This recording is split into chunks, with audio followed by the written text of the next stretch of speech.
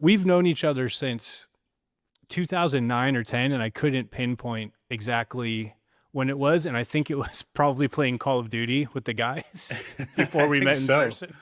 Yeah, I think so. And then So it would have been like a house party at like Josh's or John's or something like that. yeah, so that's been what the years 2026. So that's 16 years ish. If that was 2010. Yeah, which is like, it's so crazy because I think about, I mean, I don't feel as old as I am. I don't act as old as I am, I don't think. But like, I think, oh, I haven't had that many friends for like long-term friends. And then I'm like, oh no, I've known like Paul, we talk almost every day and it's been like pushing 2 decades. It's like, I do have some long-term friends. It's awesome. Yeah, I mean, we've been talking in the same group chat every day since, I mean, at least 10 years, right? Yeah, yeah, at least. Since all then, like you've had so much going on. So you've one I'm excited to talk about today is storyboarding the new Resident Evil with Zach Cregger. Yeah, yeah. Uh Trailer looks fucking sick. You've done Godzilla vs. King Kong. We both have podcasts now. Yeah. uh what else have you done? You did your or you successfully funded your comic on Kickstarter. Yeah, yeah, that just happened. Wrote, illustrated, and self-published a children's book, Dino Duties. Yeah. Yeah, yeah. All that on top of starting a family. And Yeah. we both moved from Texas or from LA to Texas, Yeah. just barely escaping the COVID nonsense. Yeah, so wisely. Yeah. So did I miss anything? That's I mean, it's funny. It does kind of sound like a lot. I don't feel like I'm, up to that much, but that does sound like a lot when you stack it up like that. I appreciate that. Thank you. yeah. I mean, it's easy to forget when we just talk every day and we're just bullshitting about whatever and sending memes that like, oh, your friends do cool shit. Right. Yeah. Yeah. That's how I like, on our recent episode, because I knew I was coming on here, I was like, hey, everyone should look out for it. Like jump over to Riff Tacos, which is like, first of all, like one of the best podcast names out there. And then, with like one of the most decent, interesting people. And your like rock and roll heritage and all the stuff you've done is like crazy. I'm like, oh yeah, I know this guy that's like a low-key legend, So it's just funny. I don't know about that, but I appreciate it. Yeah, Yeah. it's been fun like watching you start your podcast, and we both kind of started at the same time, and we're like, we got to make it to 20 episodes. That was the goal. And then you get there and you're like, oh, the shit, that hasn't been that many. And Yeah, yeah. Like that actually doesn't set me apart at all from anyone. no, so I think this is 51 or 50. This is 51 for me, and you guys are somewhere about in that range. We're at 54, but that's cool. 51's a lot. That's good. Yeah, but that's for everyone listening. His podcast is called Story Dads. They break down like movies. Is it just children's movies or just kind of? It's like mostly kids movies because we're kind of coming at it from that a little bit of the Mystery Science Theater angle of like, when you have kids, you're subjected to the same damn movies like over and over and over. And so it's a little bit of like survival mechanism. Like, let's look deeply into these things. And then, like working in, video, film, narrative, storytelling. I feel like stories are, well, for one thing, I think all people view their lives through the lens of a story. Like you're the main character in your movie and I'm the main character in mine. And constantly interpreting world events through the lens of story. That's a good guy. That's a bad guy. Like that's the love interest. That's the wise sage that's going to die, and so, yeah, the thing that makes story exciting to me, is that element of it, that it does play out into culture. And I think, I look around and see sort of like a degradation of culture, whether it's like the quality of music that's being made today or the quality of art that's being made or the quality of discourse that we're having with one another publicly and privately is all sort of degraded. And right. I would argue that even comes from the degradation of the quality of stories we're telling each other. Like the movies aren't as good, or the books aren't as good. Like you know what I mean? Yeah, especially the mainstream music and movies. It's like we were just talking about, was it in our chat or maybe another one, but like how rock is completely out of the mainstream now. And it's been basically rap, hip hop, R&B, country. Country is now come up the last couple of years a lot, but since the new metal days and the fall off of like Korn and Limp Bizkit and all that, like it kind of just disappeared because it went like hair metal bands, grunge, new metal, and then poof, just rap. Yeah. And even the rap nowadays just fucking sucks. So Oh yeah. Oh yeah. You compare the stuff that's out now to I didn't like rap growing up. It wasn't part of my life at all. But you go back and you listen to like the old Method Man Redman tape, or like, Wu-Tang in general, or like I did really like Del the Funky Homo Sapien, or like what are they called? They've got Fergie now, but before they had Fergie, oh, um it's the retarded in here song that they had to change. Those guys. Yeah. yeah, yeah. That's been the same song at every party and every live event for like the last 15-20 years. Yeah. Like before they had Fergie, they were like this awesome hip hop, and it was sort of anyway. But I was yeah, really into 50 Cent, Eminem, their whole crew. Like so the guys in my high school were into that. So I would go from like Slipknot to that. And like, yeah, my CD booklet was so diversified with all like, depending on who I'm hanging out with, I'm like, oh, let me right. check that out. And like, Yeah, I yeah. always liked like Flip the to those Chili pages. Peppers and Nirvana. And then I got in like deeper into like, the underground metal stuff, which is what I played. Yeah.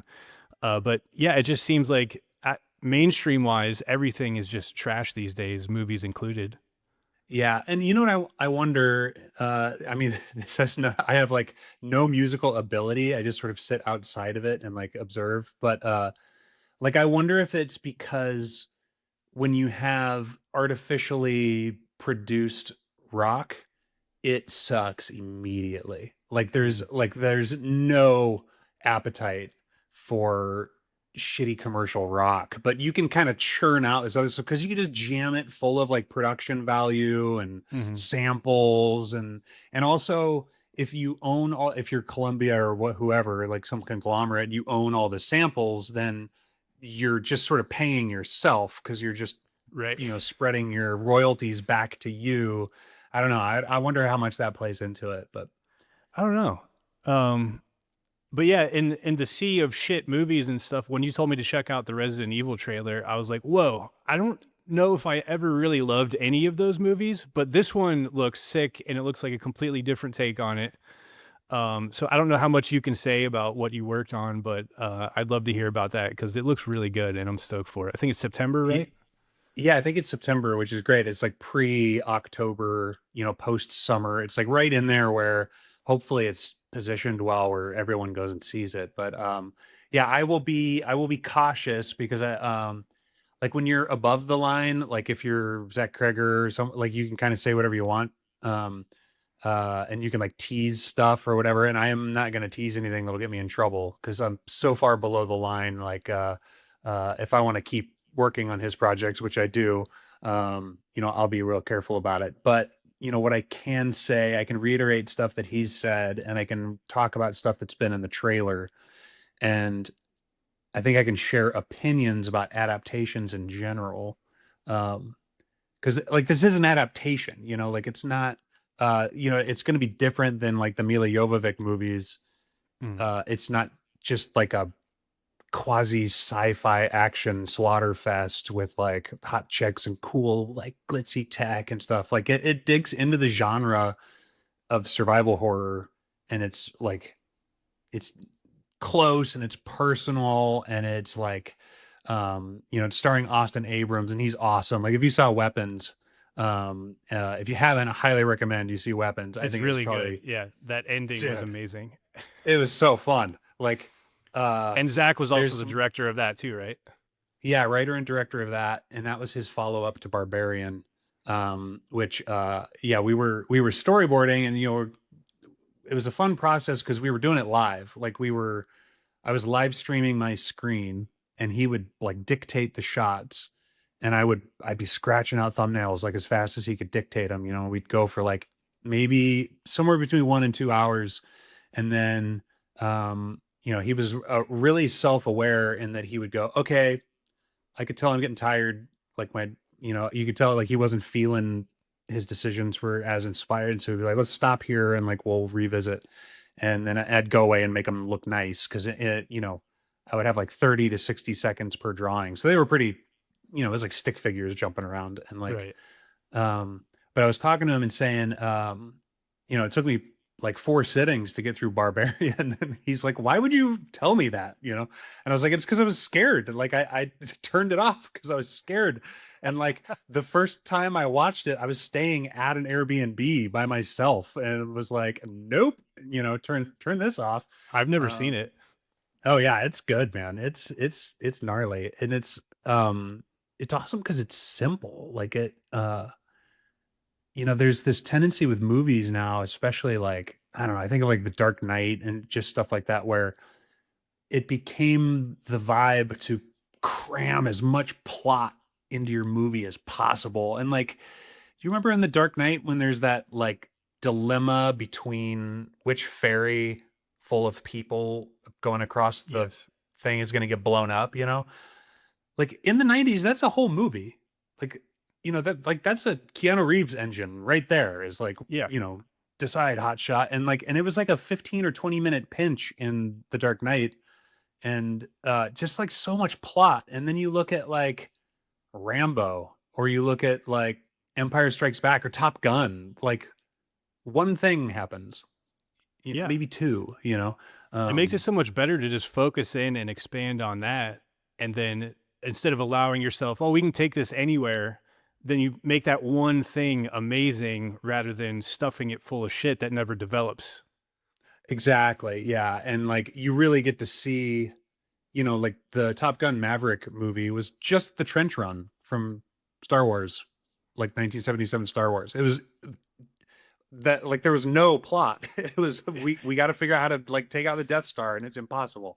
Right. And it's like the character interaction was so rich, and really, if you counted like all the minutes in that movie that was flying around, blowing shit up, way less than half of the movie, but people hailed it as like this roller coaster ride, and they didn't notice that most of the time they sat there learning about, oh, he's like got a heart that's got to like resolve his past and his reckless youth, and you know Right.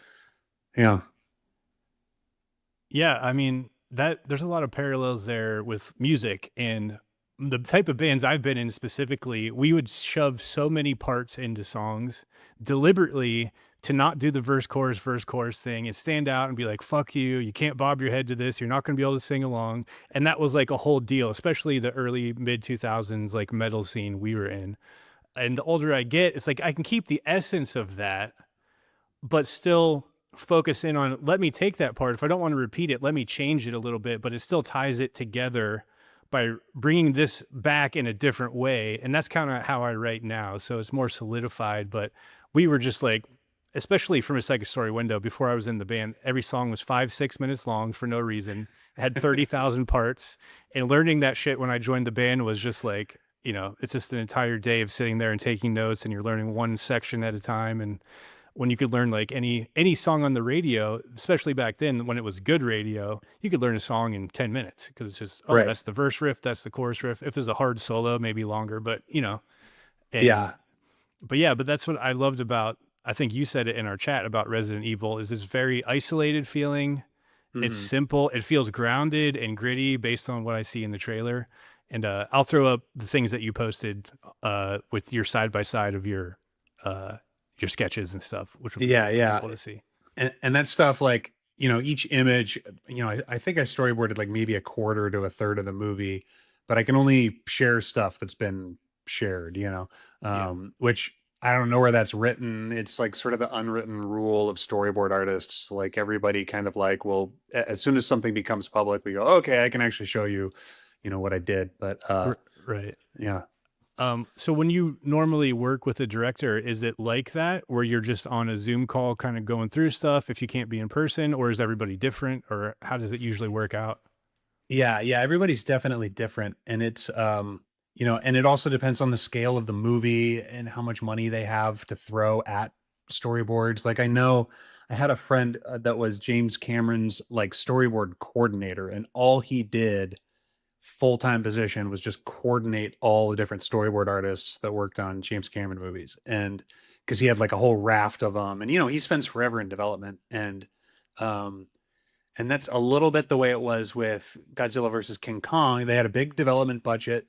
They really wanted to launch this new franchise and pump a lot of, effort into the first look, the first impression of that had to be really important. Those are big IPs, and Yeah. Legendary spent a bunch of cash to get them, and and so they really want it to be special. So like they revised that script like crazy, and like we would storyboard like whole like half the movie, and then they'd be like, well, now we're gonna go and rewrite it. So let's do all that again. And so there were times on that one where it was like a whole bullpen of us, and they'd go, here's the fight sequence, everybody just go crazy and don't look over each other's shoulders. We want as many different ideas as possible.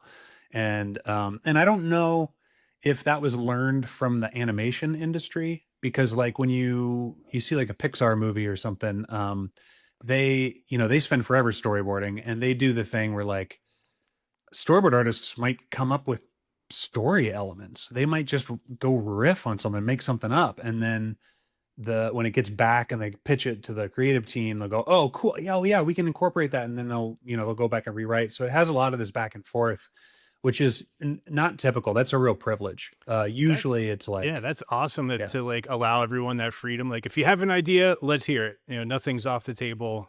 Nobody's like always compartmentalized. Like you can only do this. You can't talk to them, and then just do what we tell you. Like right. Yeah, that interplay, what it reminds me of is like when they used to build like cathedrals, and you'd spend, centuries building these things, and you'd bring in the best artisans of their crafts, but they were all in their place. And you have a plan, like it's going to be, it's going to be right here. It's going to be on, on this facing this way, and it'll be, but the masons come in and they do their thing. And, everybody comes to the glass workers and the lead workers. And then by the end, you get this thing that's this amalgam of everybody giving their best from their field in this constant sort of interplay of everybody doing their best over time as it yields this gorgeous edifice. And so yeah, it's like so much more interesting. yeah, and that's why with animated films that use that process, you rarely get an animated movie that's just a complete stinker. Like, because there's just too many people, there's too many places along the way where you get that interplay, instead of it being just sort of an ego at the top demanding this execution, and they push it through too fast for anyone to go, wait, what, like that part's really dumb, why is it, and they go, it doesn't matter, just go. And um so in a movie like we got to do with Godzilla versus King Kong, and that's the one that came out in 2020. Yeah, they did too Dude, so far, right? yeah, two so far, and then I storyboarded the third one that has a new director, a new writer, and it's coming out next year. I think it'll be out. They haven't dropped any trailers for it yet, so I can say very little about that one. But it was fun. It was another one of those where they let you play and sort of get in the sandbox for a long time and work out ideas, and Right. it's What's it fun. like storyboarding for like a heavily CGI movie versus live action? Is there any different type of things you have to take in consideration for their capabilities or how much money they're spending for these scenes? Because like some of that Godzilla and Kong is just complete CGI, right? Oh yeah, like probably half the movie is an animated feature.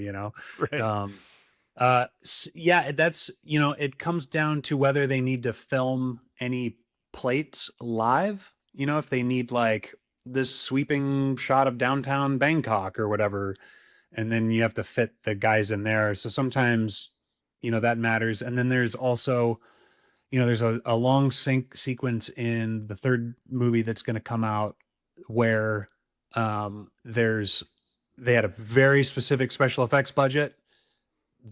We had to count the number of shots that we had in the whole sequence that had special effects in them, and so we had to diagram out what we thought this set was going to look like, where we thought the green screen would be that the giant monsters will be in, where the vehicles and people are, and then very specifically go through. So we spent a long time iterating to go, okay, what's the best use of 12 special effects shots for this whole like Right. 10-minute sequence.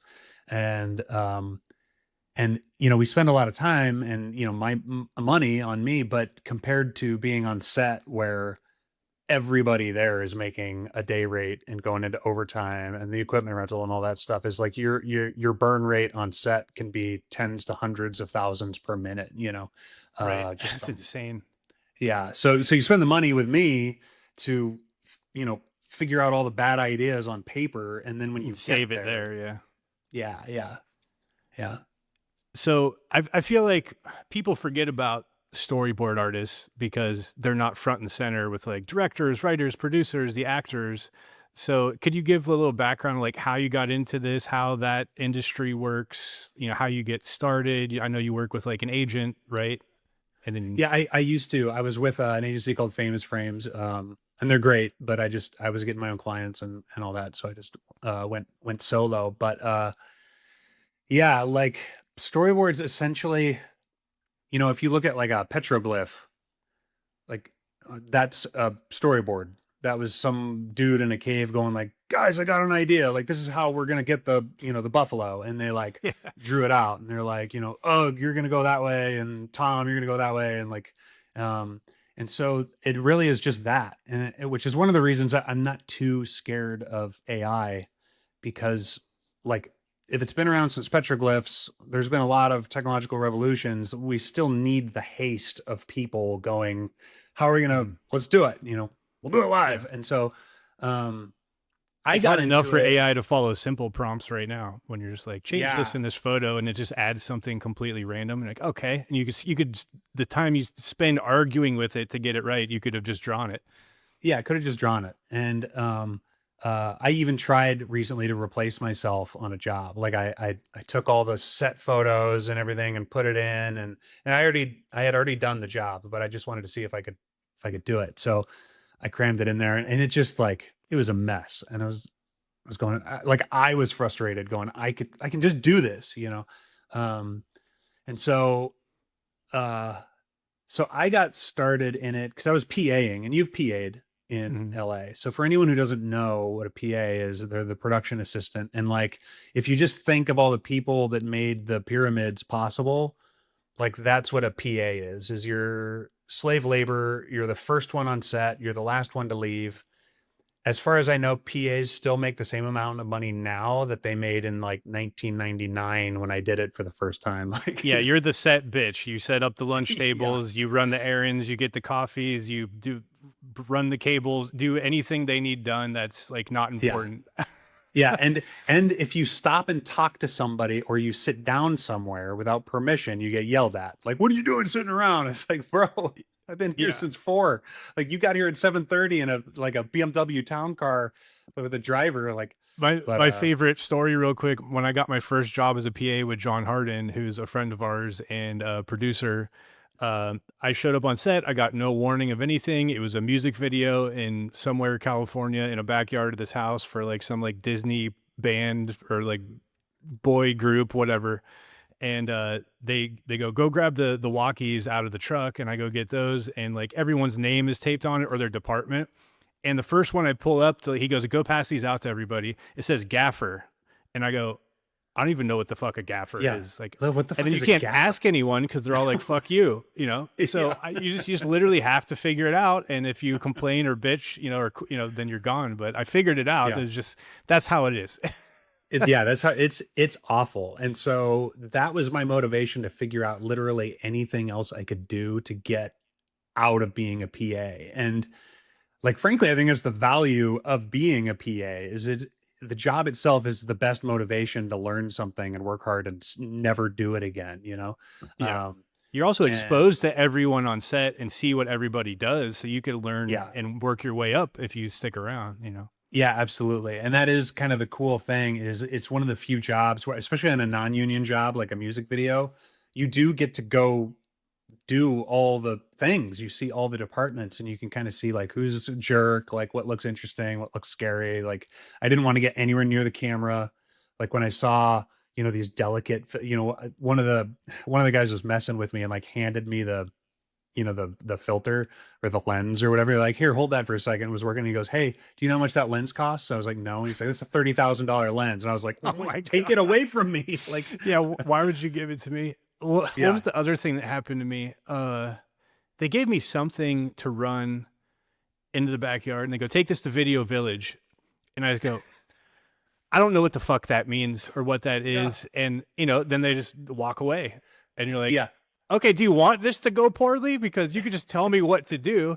So yeah, I told our buddy Nick, who's worked on set and done acting and whatever, he's done a million jobs, but he fucking yeah, always yeah. He's brings done that them up. He's all. like, what's a Video Village? And just makes fun of me.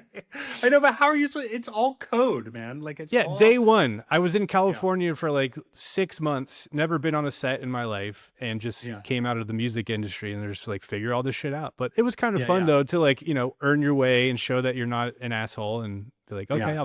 I'll suck it up and do it because I'm the lowest on the totem pole here. Yeah, it is cool. And but like clothespins are C47s. So Oh yeah, that was another one. Yeah. so go get the C47s. You're like, huh? And like, go get the C stand, go get the Cucalora, like get the cookie and get, the half stop. And you're like, what are these things? And time is money. So, they're like, go. Yeah. And you're like, all right, I'll just fucking go. Yeah. So So I, so you went from I, that, work your way up or realize you wanted to storyboard how? well, I figured out pretty soon that like anything that got me away from PAing was good, and the sooner the better. And my aspiration is to be writing and directing, and that's what right. That's what I really want to do is direct. But you can't just like work your way up. Like nobody promotes you to that. So I was Right. like, how do I get closer to that? Like anything that gets me closer. And so storyboard is a weird job where like I'm technically in the art department, even though I don't go on set and I don't interact with any art department is like the production design and the scenery and the props. I don't touch any of that. I sit at a tablet and draw, and but that's the department I'm in, weirdly. And the only people that I ever talk to are the director and the producer, and occasionally like a stunt coordinator or a writer or a cinematographer. But usually it's like just me and the director. That's the only point of contact I have. So it's this really weird like direct connection from way, way, way below the line to, the head honcho. And so I thought, oh, that's a cool way to get there. And I had a buddy who was also a PA, and he was miserable, and he was like a world ranked tennis player. And so he figured out like to go teach private tennis lessons to rich kids. And I was like, oh, what can I do that's really good? I was like, I'm pretty good at drawing. And so I had there's a head of production at the production company I worked for. I was at Partisan Entertainment, which is Michel Gondry's. He helped found that one. He's the Eternal Sunshine of the Spotless Mind guy. Okay. In case you don't, your listeners don't know. And so he had this awesome, like cutting edge, super artsy production company, and I happened to get in there. And the head of production was my weed dealer, and I needed a bag and I didn't have any money, and he needed storyboards on this like really low budget job, and he didn't have any money, and so we just traded. And so that was how my first job was literally trading for a bag of weed, which nowadays just probably sounds silly to even have a dealer, but back then you had to like That's read perfect. people behind gas stations. And so that was how I started. And then it just was word of mouth. Like I've never really done marketing. And yeah, it took, probably 10 years to get into the union and be able to quit any day jobs and to just do it exclusively. But it's like this, like you said, nobody knows that they're there. All of my art gets thrown away. Like that's the kind of cool thing about the internet is I can actually share it in a way that people can see it, because before that, if it didn't make it into the additional features on a DVD or into an art book, that stuff Yeah. just vanished. Yeah, people forget you exist. I've always loved Yeah. that stuff. Before I was into music, as a kid, I wanted to work in movies. Uh, and not even I didn't want to be an actor or director. I saw Jurassic Park and I was like, I want to build animatronics and I want to work with like I thought the dinosaurs were the coolest shit ever. Watched every behind the scenes thing I could. Now, that's before clearly way before YouTube, so that was hard to find. You'd get hit a special on TV I remember my dad figured out that they were bringing a lot of the stuff from the movie on like a little tour around cities, and he took me. I think it was like Cleveland or Pittsburgh, but you could go up there and see the Raptors and see like it was like the Ford Explorer that was like Yeah, yeah, red and yellow, whatever. The beat up one that had fallen off the side, and like you could see all the same stains and like broken windows and shit that was in the movie, and like I was just in awe. So that's what I always wanted to do. And then music took over my life when I became a teenager. But yeah, I've always had an interest in that and the behind the scenes and the Lord of the Rings, like that initial, uh, like when they put out the trilogy with like 8 DVDs per movie, where you yeah, could go yeah. watch like the storyboards, the music, how they did the chainmail by hand with like just the two guys. Like that Dude, that stuff was is so always good. so yeah, like Yeah, and just the coolest, the best trilogy ever. But this stuff has always interested me, and when I was like, all right, I'm going to start talking to more people outside of music. And you were the first person I thought of, especially when you were like, oh, I'm doing Resident Evil. I'm like, wait, I have all these cool friends that do cool shit. And yeah, this is something people like, I think forget about. yeah, yeah. It's I taught a course on storyboards at Otis, the college in Marina Del Rey, and what I told them was like, you are not creating art, you are creating a tool for production. You're using art, but you're creating a tool, and so if the tool is not functional for the production, then it's not good. It doesn't matter how good your drawings are. Right. But then sometimes you get really awesome drawings, and I think like to go back even further, the whole reason I moved to LA in the first place was, again, just like you, like that, totally enchanted by the process of filmmaking. Like before there was YouTube, there was iFilm, and my friend Nate and Adam and Ben and I, when we were kids, like we skipped class, we screwed off during all our classes, but we would make videos all of it's like nonstop. We would just make these stupid videos. And we actually, like, I think graduated high school because we turned in enough videos as extra credit to like actually get a grade to graduate. And so Nice. like so in that way, high school kind of prepared me for the rest of my life, but like Yeah. in the roundabout way. But it was the same kind of thing. Like just we're just in love with making movies, and for better or worse, it got me to leave Eugene, Oregon, and move down to LA and like wind up stuck in, and and you know what it's like coming in without like no nepotism, no Mhm. connections, no inroads, nobody to refer you, Yeah, it's and you just brutal. show up and you're like, It's so let me compete with Kurt intimidating. Russell's kid. Yeah, and then like we were lucky enough to make a lot of friends who work in the industry in different ways, and whether Hmm. it's actors or like John producing big music videos and commercials, and um Applebaum doing all the the was it Carl's Jr. commercials with all the hot Yeah, chicks. yeah. I'll, Yeah, I'll send like you some of that. I've got all those storyboards too. oh, you I forgot you worked with him. Yeah, that's awesome. Yeah. That But was yeah, like how I like started. coming in as the new guy going like I want to do something but I don't know what, and it's Yeah. just so intimidating, you don't know where to begin. And so I did the Yeah. PA thing too. I went on auditions to try to act and realized quickly like I don't really like that much, like very specific roles I would like, maybe like just stupid comedies, whatever. And then I tried writing, and I did the pilot presentation for my tattoo shop comedy, and then took meetings for that, and people are lying and saying they work for Comedy Central. And Right. like I literally got told by some douchebag like the whole line like I think your show's really got legs, like you should shoot me an email, and like just bullshit after bullshit. Yeah. And after a while I was just like I'm not built for this. So Yeah. I'd like to make my own things like I've always done with music, like, and just see what happens. But to try to be in that world and just like the sleazy, greasy people, I couldn't do it. Yeah, and I'm curious how, because I feel like there's parallels in every, especially creative field, where creativity meets commerce, is like if it's like this in the music world too, but with the film world, I feel like part of why we got even just the inroads that we did, as not like any of us are winning Oscars or anything, but like to move there with no connections and make connections and to be able to at least survive Hmm. and do well, uh that like decency was such a huge part of it. And Yeah. like John Harden's team, Josh Goldstein's team, Applebaum's creative team, Mark Lindsay, rest in peace, brother. And, Mm, just all those guys were, and gals were just super decent. Like they were, yeah, and so none of them were bullshitting anybody. right. They were legitimately talented. They legitimately cared about the people they worked with and worked for, and they cared about doing good work.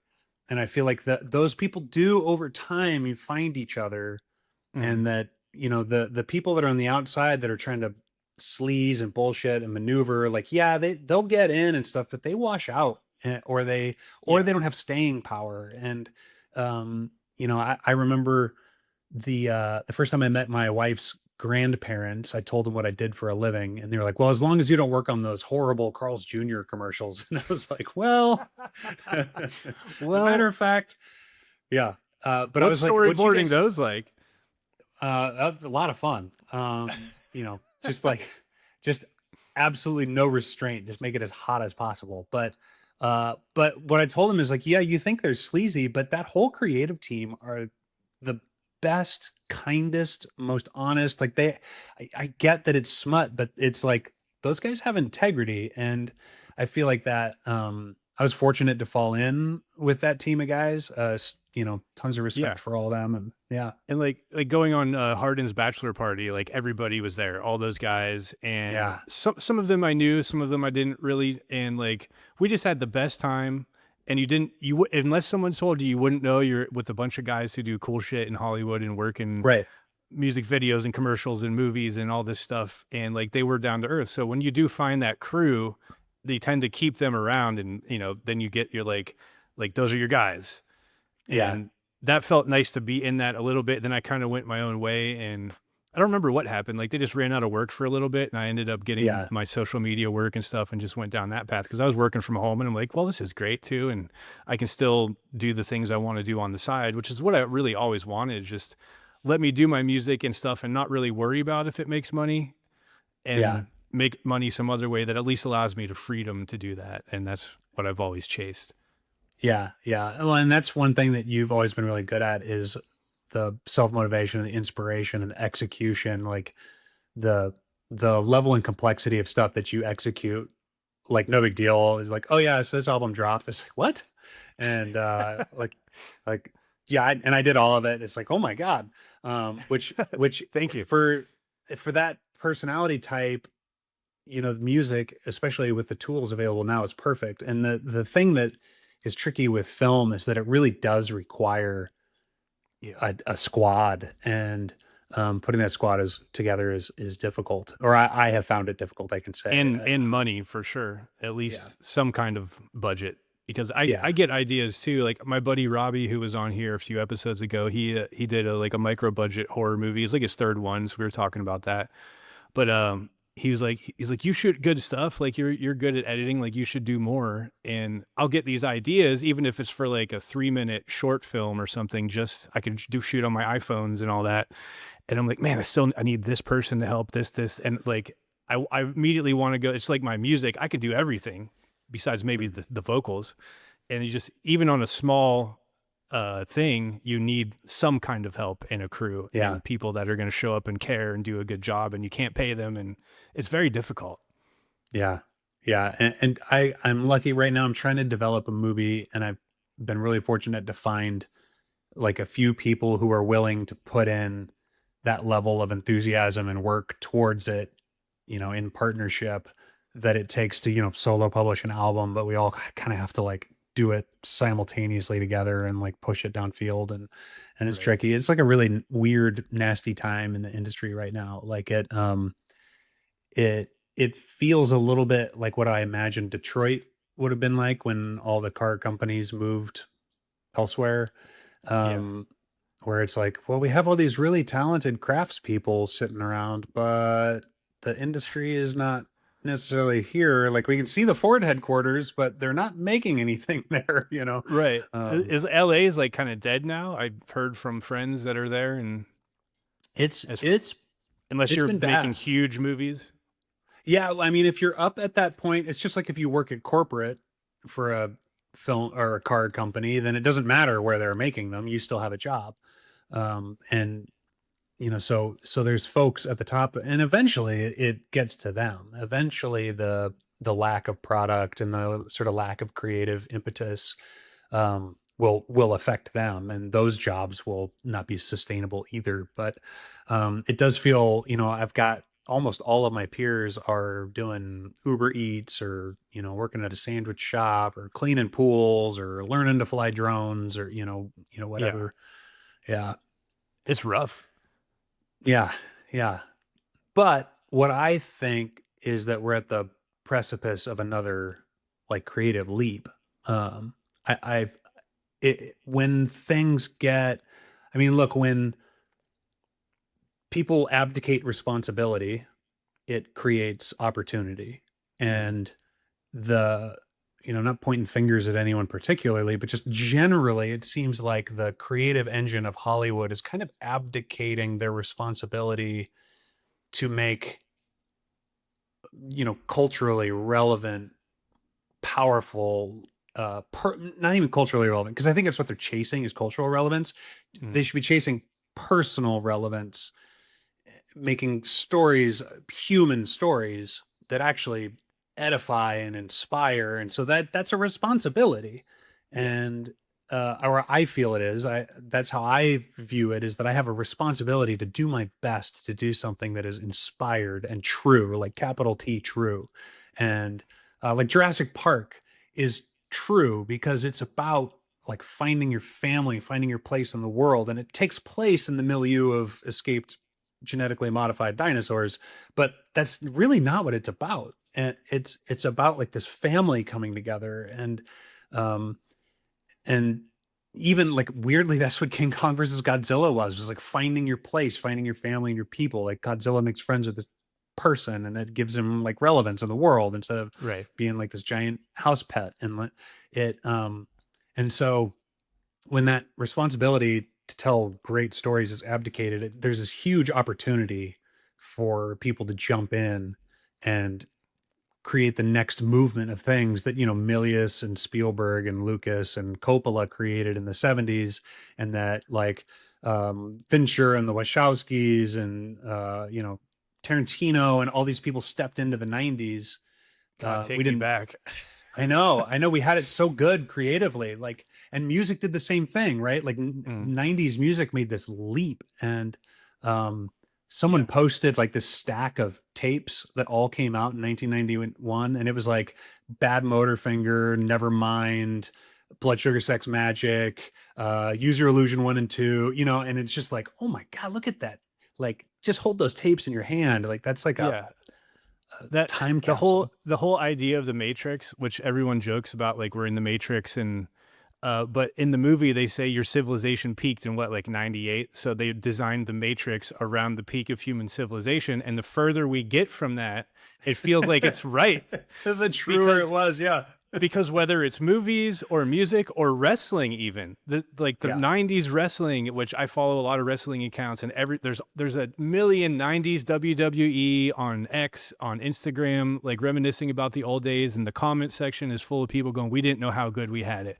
On a Yeah. random Monday Night Raw, you had Stone Cold versus The Undertaker versus The Rock versus Kane, and then Mankind would come in, and it's just like, Yeah. we didn't know how good we had it, and everything Yeah. feels like we're looking back, like how do we get back to there, no matter what Yeah. kind of creative thing it is. And wrestling is just a soap opera.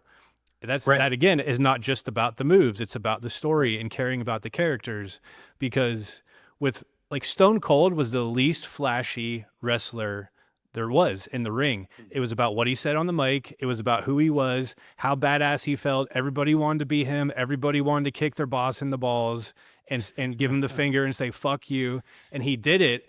And in the ring, he was just a brawler. The Stone Cold Stunner Yeah. is the best finisher of all time, but outside of that, Of all he's not time. doing backflips and jumping Right. off the ring through tables. And everyone's got to do that now because they're lacking the substance of their character, of the Yeah. stories they're telling, and it just feels dead. And I'm just, now that we're talking about that, I'm like, man, just across the board, music, movies, wrestling, pop culture, everything feels sterile and hollow, and I think the internet has ruined that, and social media has ruined that. Yeah. Everybody wants to be an influencer, so they're creating this fake personality they think other people will like to make money and sell products or whatever. And it's just like, ugh, I don't know. Yeah. Yeah. Yeah. And yeah, there's a lack of, I don't know, there's no guts to it. Like C.S. Lewis talks about this idea of men without chests, and like that people that are the product of, you know, we can go esoteric with it, but people that are the product of postmodernism and the cultural relativism, where there is no good and bad, there is no right and wrong. Everyone is like, you know, a god and a priest in their own eyes, and that all experiences are relative. That what it will create is just people without men without chests. Like they just have no guts. There's no heart. There's no viscera, and that's sort of, I don't know. That's the feeling I get, is like everything is just icing everywhere, and it's like, Mhm. Yeah. Yeah. There's like, and I know part of it is getting old. I'm not like seeking out new music like I did when I was younger, and you're much more enthusiastic about things because you get old and jaded and whatever. But I don't know. It really does feel like we were very lucky to grow up in that time, because the yeah. younger kids of today are being nostalgic about a time they weren't even around it. So that Right, says something. exactly. Yeah, and the generation that was around for that, that would have been the right age to make that popular, was a very small generation, Yeah. you know? Like Um, when we were kids, I used to go, the 70s were lame, anything my parents liked, the 80s were gay. yeah, I was never nostalgic until I got older, and I appreciated like, oh, to be around to see like CCR at Woodstock or Jimi Hendrix, yeah, like now I appreciate it, but I definitely wasn't a teenager going, man, I wish I lived in this time, because like you were enjoying right. our time. Yeah, yeah, it was so good. I was a little bit weird though. I listened to like swing and big band and like old ragtime stuff. Like I had some weird. I was nostalgic for like the 20s and 30s, like this weird way. But like when I was in middle school, I had read every single book in the whole library about World War II, like Oh shit. every single one, and it's just like a weird kid. So I was like super into the 40s and like, That's cool. I yeah, was weird in a different way because I never like sports. Still can't get into it. I've tried. yeah, But like when they would take us to the library, I would go and find the Bigfoot books, the UFO books, the ghost books, and I checked out the same 10 they had every time I went, just yeah, rotate between them. And I'm looking at the pictures, and I was so intrigued, which I do want to talk about the UFO shit and all that happening too. But so my whole life I've been into that, and I've been waiting for the government to tell us what's happening, and yeah. always been into that. I Like, like to say that I was raised by Scully and Mulder. Tell me if this yes. fan is loud. I'm just cooking in here. If you hear wind noise, let me know. Okay.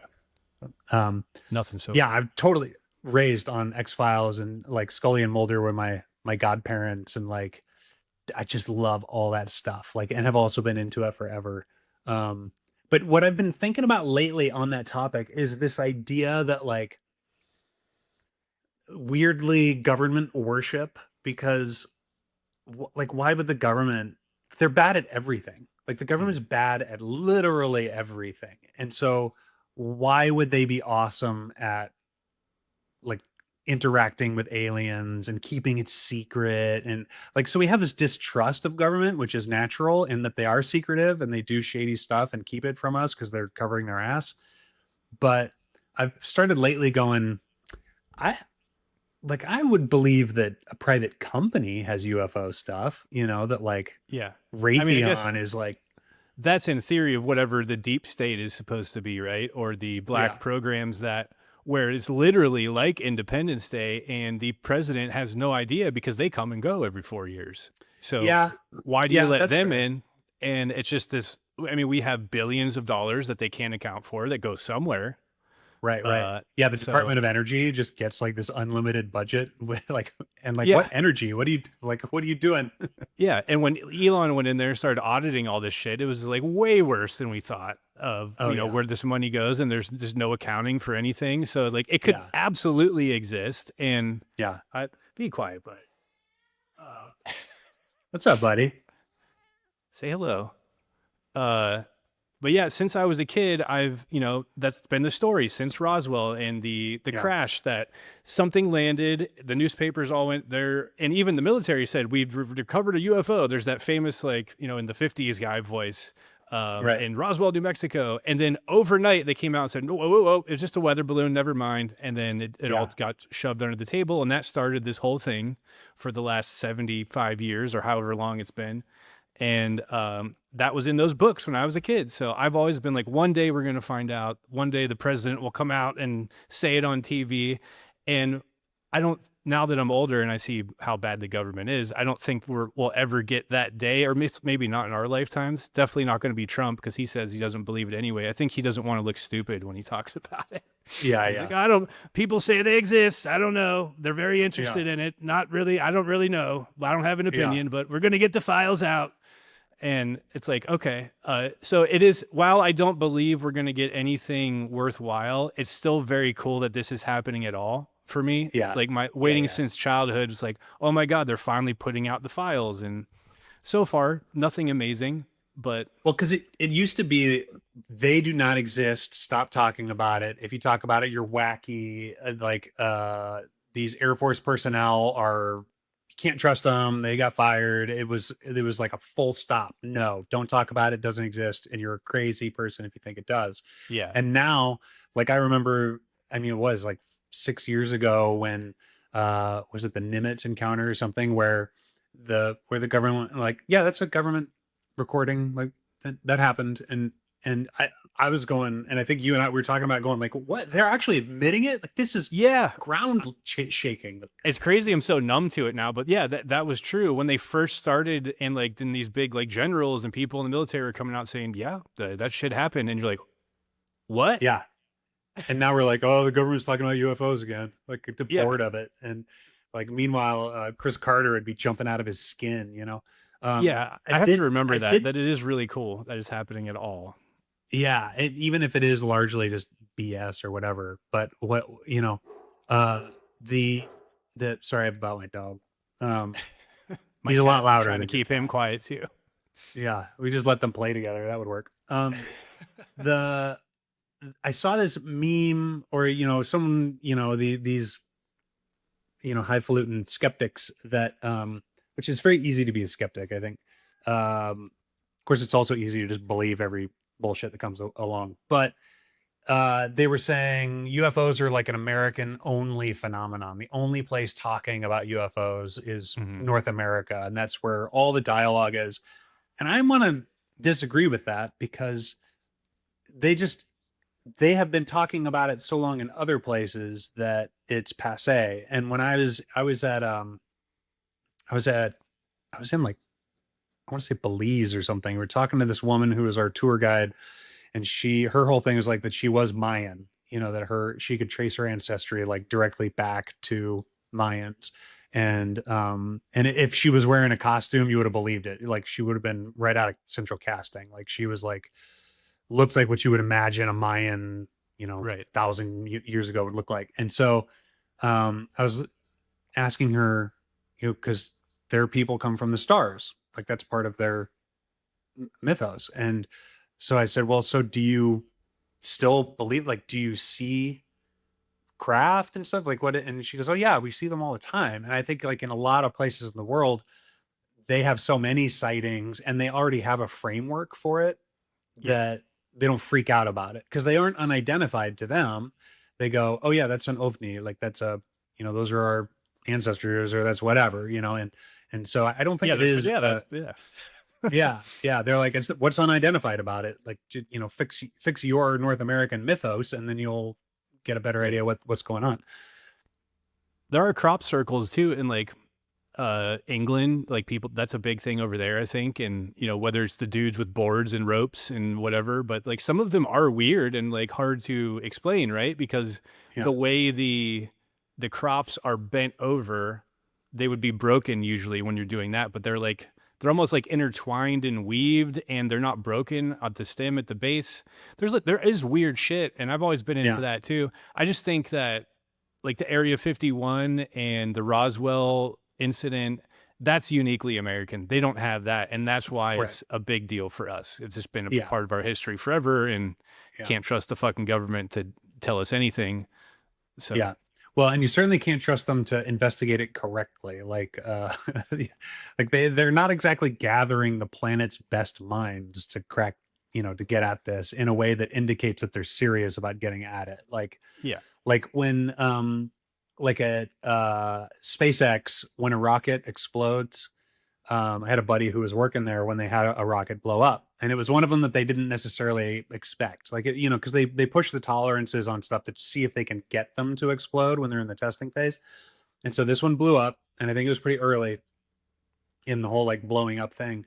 And he said that within minutes, everybody in the company had all of the diagnostic data, wow, because it was like, because that's his approach to solving problems is, let's see all the data and get as many brains on it as possible so that we can yeah, fix a problem, which is what Doge was. Because I think he's looking at it going, anything that slows me down getting to Mars is a problem that needs to be fixed.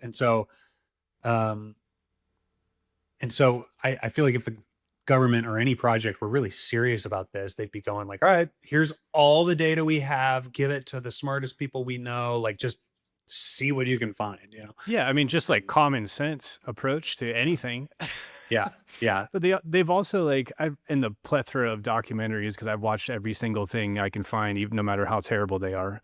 But there's like the guys that admit like I was a disinformation agent and I would come and talk to these guys who had real sightings and I would give them fake information on purpose. They would then turn around and spread that out into the world. So if you multiply that by hundreds of instances, then it's easy to discredit people if you want them. It's the same way they discredit anything is they'll Yeah. take the truth and then you put a bunch of shit that's bad around it and then you can say see it's related to this so it's bad whether it's political or anything. Yeah. Yeah. So then you don't know what to believe because you'll hear a sensational story and it's just like oh it's just another hick seeing some thing in his Yeah. backyard. It was a helicopter or swamp gas or whatever and you're like just ignore Yeah. that and move on. So you don't know what's Yeah. Yeah. true. And then you have them putting this out. It's like, how can I trust any of this is true either? Right. There are some cool documents in there. The very first thing I pulled up was like 1949, the very first Air Force letter establishing UFO protocol, which was awesome. And that's unedited and you can read the whole thing. So there is really neat stuff in there. It's just Yeah. everybody wants where's the bodies, where's the ship, and which we need, but I don't know if we're going to get that ever. At least definitely Yeah. not right now. Well, and and maybe this comes back to where we can like dig into, ground level first principles, philosophical aspects of it, is that I'm not so certain that there is life in the rest of the universe. Like it to me, that assumption coming from the Fermi paradox and crunching the numbers and all that, that has an a priori assumption at the very bottom of it, which is that life is an inevitable byproduct of like time and happenstance.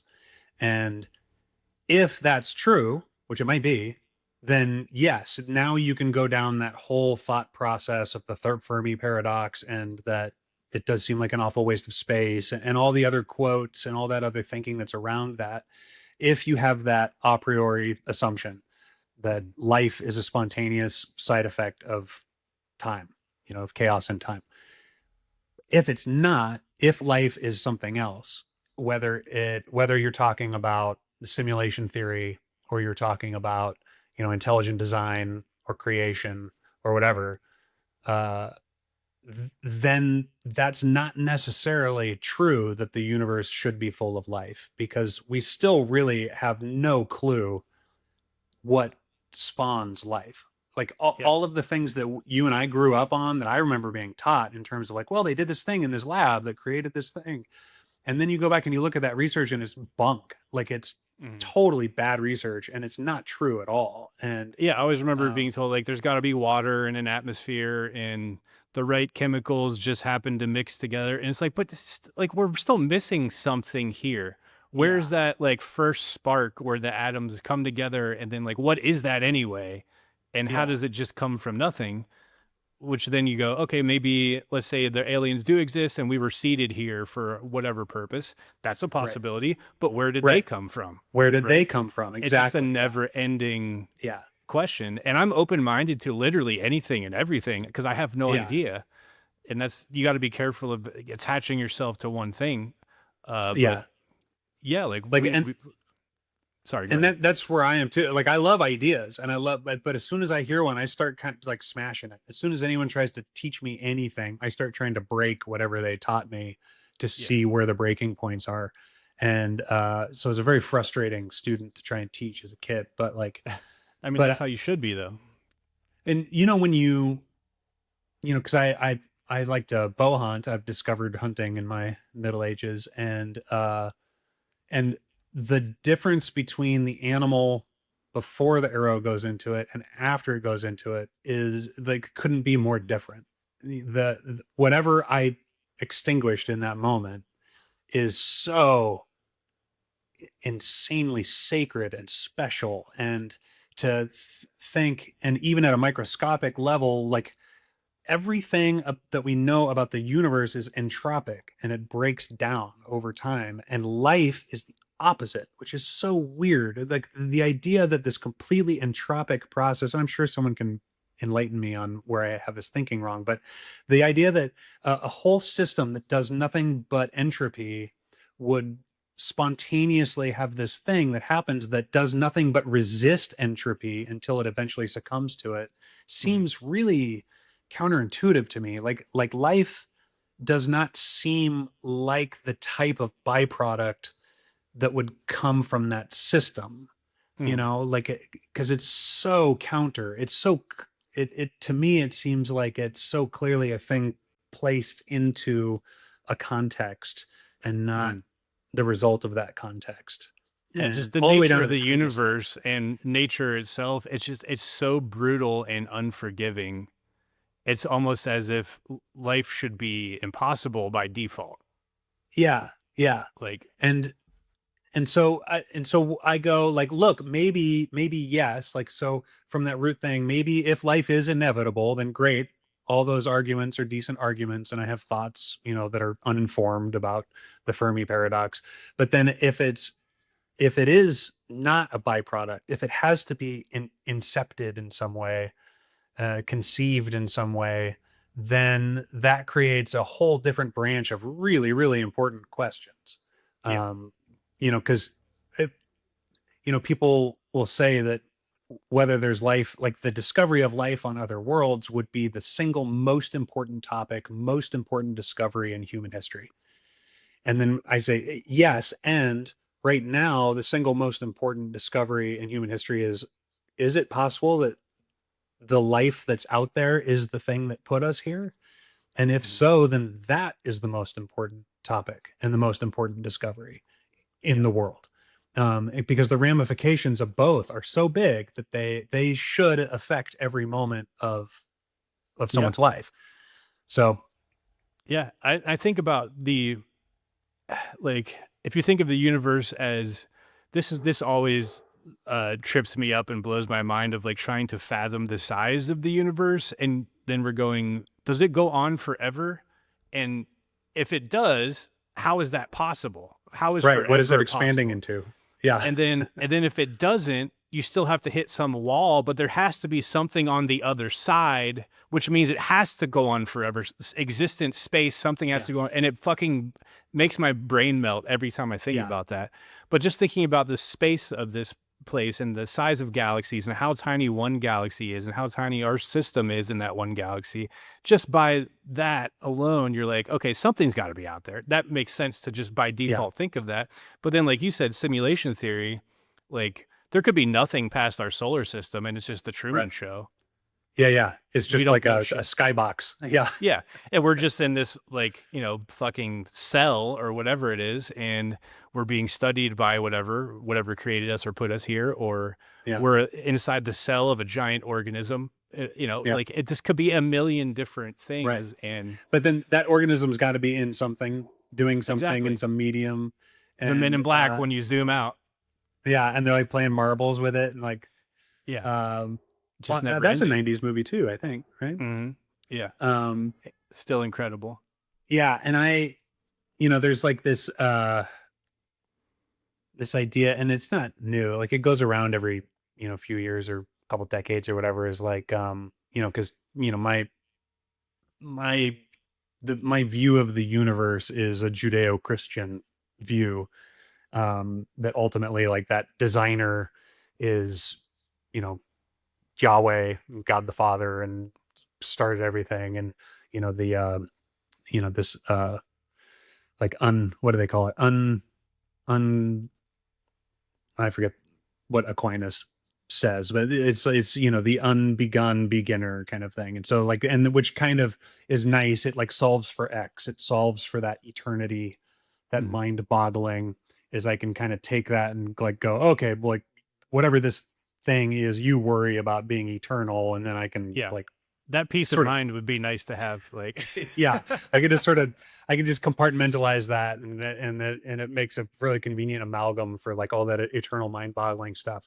But people go, oh well, obviously you can't believe in UFOs or aliens because that would like break your belief system, or that's not accounted for in your mythological book or whatever. And that's not true. Like it's if aliens showed up, it would change literally nothing about yeah, it'd be like they were my created by conception of it. God too, right? If there's an, Yeah, yeah.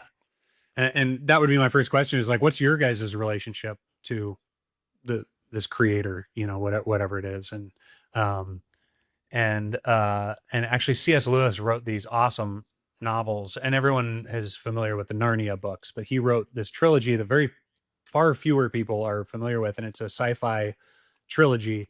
And he calls it a space fairy tale because he loved fairy tales, but it is science fiction. And they take place in like the 30s, 40s, and 50s, I think. And it kind of posits this idea that God is an alien, this extraterrestrial force, and angels are these sort of alien, these shafts of light that are the, members of this angelic, this extraterrestrial race.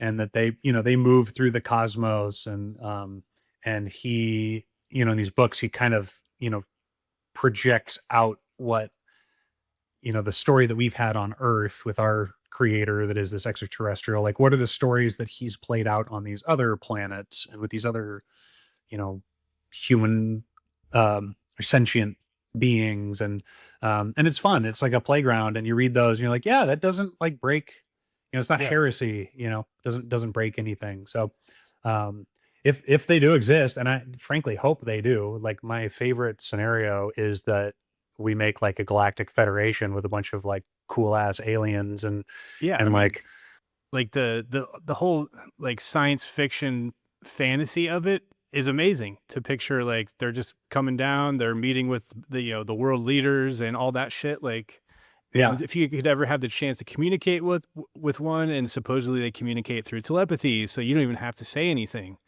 yeah, Um, like, uh, was it the Diary of CEO podcast we were just talking about? The one you sent in the chat, I think they had two UFO guys on. yeah, I think it was that one. They were telling a story of a guy who supposedly walked in a room with an intelligence from somewhere else, and they're like, well, "What's it like to talk to it?" And he's like, "You would have a question, and you'd have the answer, and it's almost coming out of your mouth by mm, the time you realize it." And it was just complete telepathy.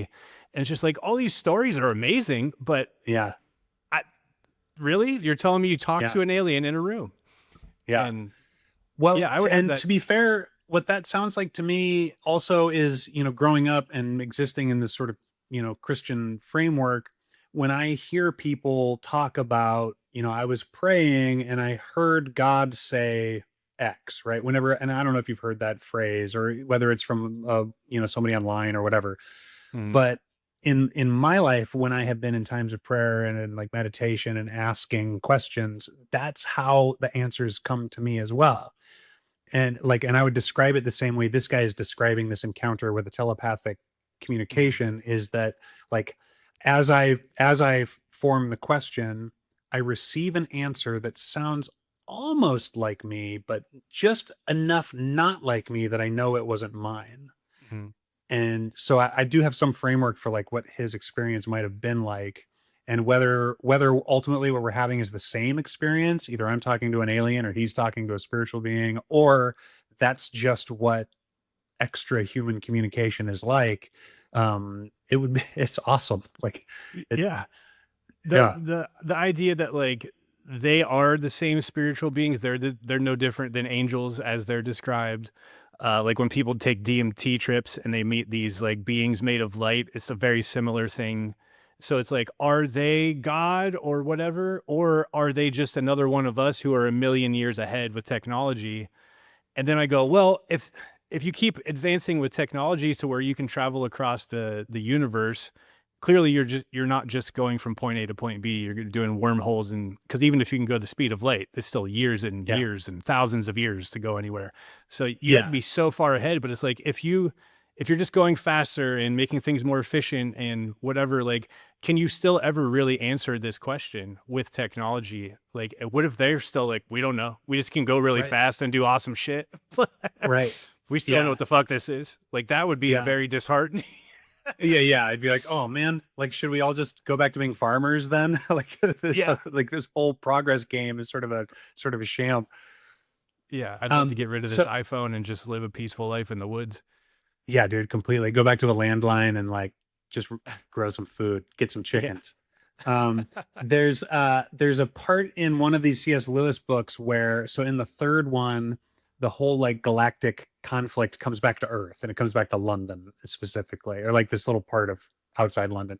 And there's this like, it's awesome. This book is so great. Like you would love it, because it's essentially C.S. Lewis predicting all of the deep state, all of the like ideology infusing itself into government and co-opting media, and like that we're kind of living through. He brilliantly predicted this whole like Mhm. monolith of like the mainstream elite that's just going to manipulate everything, and like even the way he describes them is essentially like the WEF. Like it's he absolutely like was prescient on all this stuff.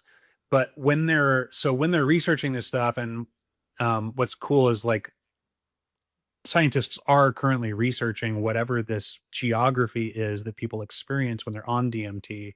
They're Mhm. starting to map it, and they're starting to, take control groups and variables and start to compare their experiences where they can't possibly be like sharing notes. Mhm. And they're finding that there's an actual geography to this. Like they're starting to be able to actually map whatever this place is that people are going, Whoa. I didn't and know like that. develop, like, there's a corpus of what these beings might be on this plane, whatever it is, right? So in the book, it's called That Hideous Strength. And what the scientists are doing, because the scientists are materialists, they don't believe in angels or demons, and so they're not part of, the hero who has a relationship with this sort of creator alien. Mhm. They are pure materialists, but they're messing with these entities. And the way they describe them is, they call them macrobes. And so, you know humans, before we had or microscopes, and we could see what was going on on the small world, we attributed all kinds of phenomenon to spiritual forces, and bad air, and demons and vapors, and all the kinds of things that would affect humans were mystic. There was this veil of mysticism that obscured Mhm. it from our understanding. And then we discovered microbes. We went, oh, there's like a whole universe of life that's functioning on this plane that seemingly has nothing to do with ours, and yet we get affected by it at certain points of intersection. We get affected by microbial life. And so in the book, they call them macrobes, or we take that same relationship that we have to small things and just flip it to something bigger.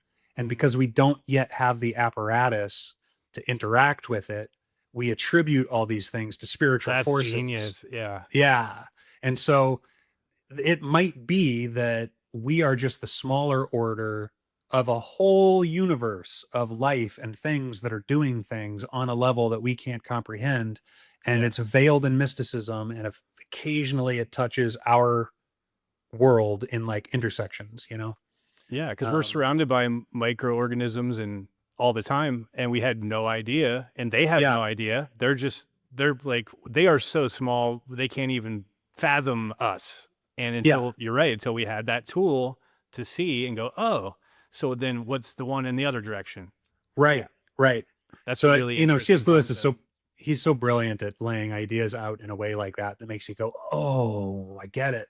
And so, you know, no spoilers, but in the book, you know, the materialists are viewing these as like more material phenomenon that they can interact with, they can reason with, and that they can kind of use as a tool for their own, you know, Right, furtherance of their own power. And then what they don't understand is that like, oh, they're not just, you know, macrobes. They're not just sort of uh ephemera that have no real will or anything. So they have personalities and they actually want things from us, and they manipulate us the way we manipulate microbes. right. Um and that, you know, there's a certain amount of caution that we should have before we Yeah. go, you know, trying to fuck with these things. And that's how um you can get into interpreting them as demons or yeah, angels. right, But yeah, then there's like the people who do the DMT trips. There's a lot of people that have like abused it. They go too often, and they're told eventually you can't come. You can't. You're not supposed to be here. Like you're abusing this, so you need to go back. And then I guess if they try again, the trip is different. Like they're almost blocked a little bit. yeah, But they've been told like you're abusing this. Stop doing that. You're not supposed to be here. So yeah, that's that's weird funny. and scary Yeah, and yeah, interesting. I'm too afraid to do it. I smoked DMT once, but it was like a weird version of it, like chonga or something, I think it's called.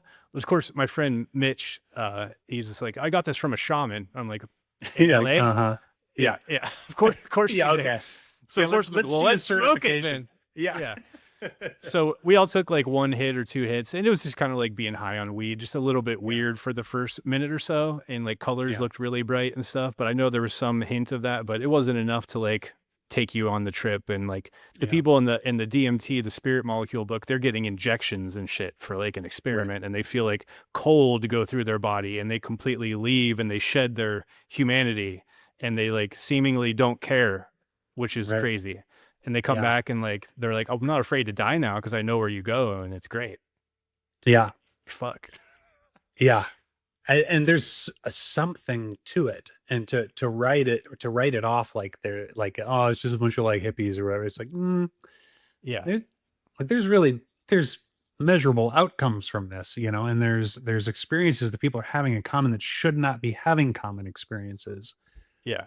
And whether Um, no matter which way you look at it, whether it's through a religious lens or scientific, it's like there's something there and everyone's just interpreting it in their own way, but it all kind of lines up to be the same thing, whatever it is. yeah. And at the very least, it intimates that a purely materialistic view of the world is probably not all that coherent. Like Yeah. there's more to existence than pure materialism, you know, in my What do you think of like how the with way the it occurs to me anyways. disclosure they're having like the religious leaders, which are kind of sus to me, coming out and saying we were called into this secret meeting and we're told to like tell our flock because it's going to be this earth-shattering announcement that comes out with these files. And it's like this always felt to me like what Project Bluebeam was supposed to feel like, oh, we can't tell people Right. about the aliens because it'll shatter their worldview and religion will Yeah. all fall apart. And then now that's like they're telling us that to our faces. So I feel like this is the psyop now, what they were pretending to be worried about.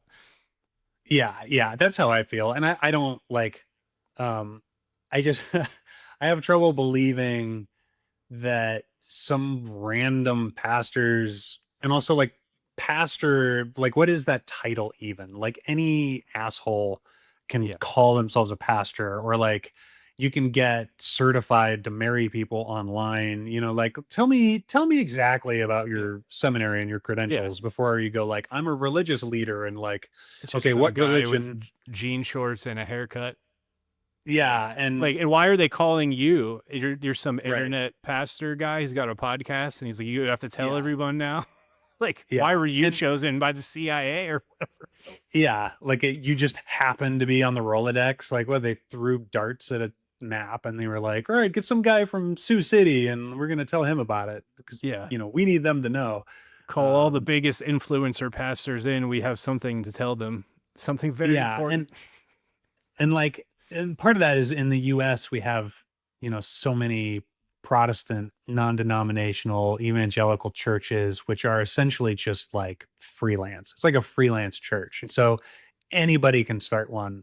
And that happens to be the denomination that I practice, but it's like, it's so full of charlatans, it's like, Mhm. it's almost like life coaches or like yoga teachers, like every out of work actress is a yoga teacher. And it's like, yeah, where did you study in India or did you just take some classes and you're flexible, Yeah. Um, and and so yeah, anytime I see somebody's title like thrown at the wall without any kind of, you know, a curriculum vitae, it's like, nah, you're Yeah, you're a there are way rando. too many life coaches and people who have accomplished nothing teaching people how to and then they end up just teaching them how to be life coaches also. Yeah. Yeah. Like And I've seen friends from LA, like no offense to anybody, but like that were like trying to be actors or whatever. And now all of a sudden they're a life coach and they got this new influencer thing they're trying to, it's just like what? Like yeah, and sometimes it works. yeah, and like it doesn't mean you don't have good advice necessarily Yeah. to be Yeah. fair, Yeah. but like I would never feel right teaching someone if I didn't excel in that whatever it is already and have Right. some credentials be like I achieved this, let me show you how I did that. Not like I Yeah. failed at this, let me show you how to try. Yeah, you have a pretty wonderful life though, Paul. I feel like you could share some insight. Yeah, I've done all right. It never takes you where you think Yeah. you're going to go, which is part of Yeah. the interesting part. Because if you Yeah. told 20-year-old me any of the stuff that would have happened, I would have been like, "What the fuck?" Oh yeah. Like, Yeah, yeah. like, I had a friend who invited me to like her son. He didn't really have a father figure. Her son was turning 18 and going to move out of the house, and so she asked like some of the men in her life that she knew to kind of impart stuff to her son. What would you tell if you could tell him one thing? Like, and so I'm just going to put together like a book of like fatherly wisdom that isn't just doesn't happen to be your dad, but this is some stuff for you. mhm. And that's what I put in there is like, hey, I have failed at literally everything I've tried to do. Like, success might have come out of things in the long run, but nothing went as planned. Yeah, I don't have a single plan that I put into practice that actually happened the way it was supposed to. And that it actually makes all the difference, I think, is like you just beat your head against failure and you do it like fast and often and with enthusiasm, and then you go do another one uh and something will happen. um yeah. I was talking with Gladdy earlier. She was talking to her niece, and she's like, in her maybe 20, 21, something. She's like in college. She was freaking out about the future, and we were kind of saying the same thing. Like, 20 years removed from being that age, you're like, holy shit, the roller coaster ride has been, and it's like everything you thought was going to happen doesn't. And then life throws at you surprises, good and bad. And you're taking a hard right here. And like, you just never know where you're going to end up. Like, yeah. I'm back in Ohio where I grew up when I was 20. If you told me that, I would be so mad at myself right now. Oh Right now yeah. I'm at peace and I love it because it's chill and like, but yeah, she was basically telling her that like just relax. You're never gonna have any clue what's gonna fucking happen Yeah. and just be ready. Yeah. And the other thing that I think of is this, like, we have this myopic sort of prejudice in favor of the present, that we're so advanced and everything happening to us is unprecedented, and the future is so uncertain, and we're as advanced as anyone's ever been and all that. And but then like you look back through history and literally every single day of history was that. Mhm. In 1612 they Yeah, were the they were most at the advanced cutting edge anyone of had ever everything. been. Yeah. And everything was unprecedented. And so like some humility around that and going like, no, things have been worse in the past and things have been better. And Yeah. like, you know, Literally every human in existence ever has had the same exact experience, just in a different yeah, circumstance and setting. yeah, But it's yeah, always just one day at a time, confusion, what is happening, trying to achieve things. It's really hard. Things go wrong. yeah, And yeah, yeah, we're just here now. And then that'll be the same 1,000 years from now when we're looking ahead like, oh, they're going to be so advanced. They're going to be just as confused in some ways, at least, I think. yeah. And they'll be baffled at how barbaric we were, you know, Yeah. and um my friend was talking about how, you know, because he has small children about the same age as mine, and he was like, you know, our kids aren't gonna ever drive. And I was like, oh my God, you might be right. And he goes, our kids are also going to look at us and wonder how, as a society, we were okay with, you know, 200,000 road deaths a year, that we Yeah. were, they're going to think we were completely reckless and immoral because we insisted on driving ourselves. And we And let people drive at 16. yeah, yeah. And I was like, Man, like there's something to that. And, you know, we look back and can't believe that, like, I don't know, you just put children in coal mines, and it's like, well, probably seemed like a good idea at the time, you know? Yeah.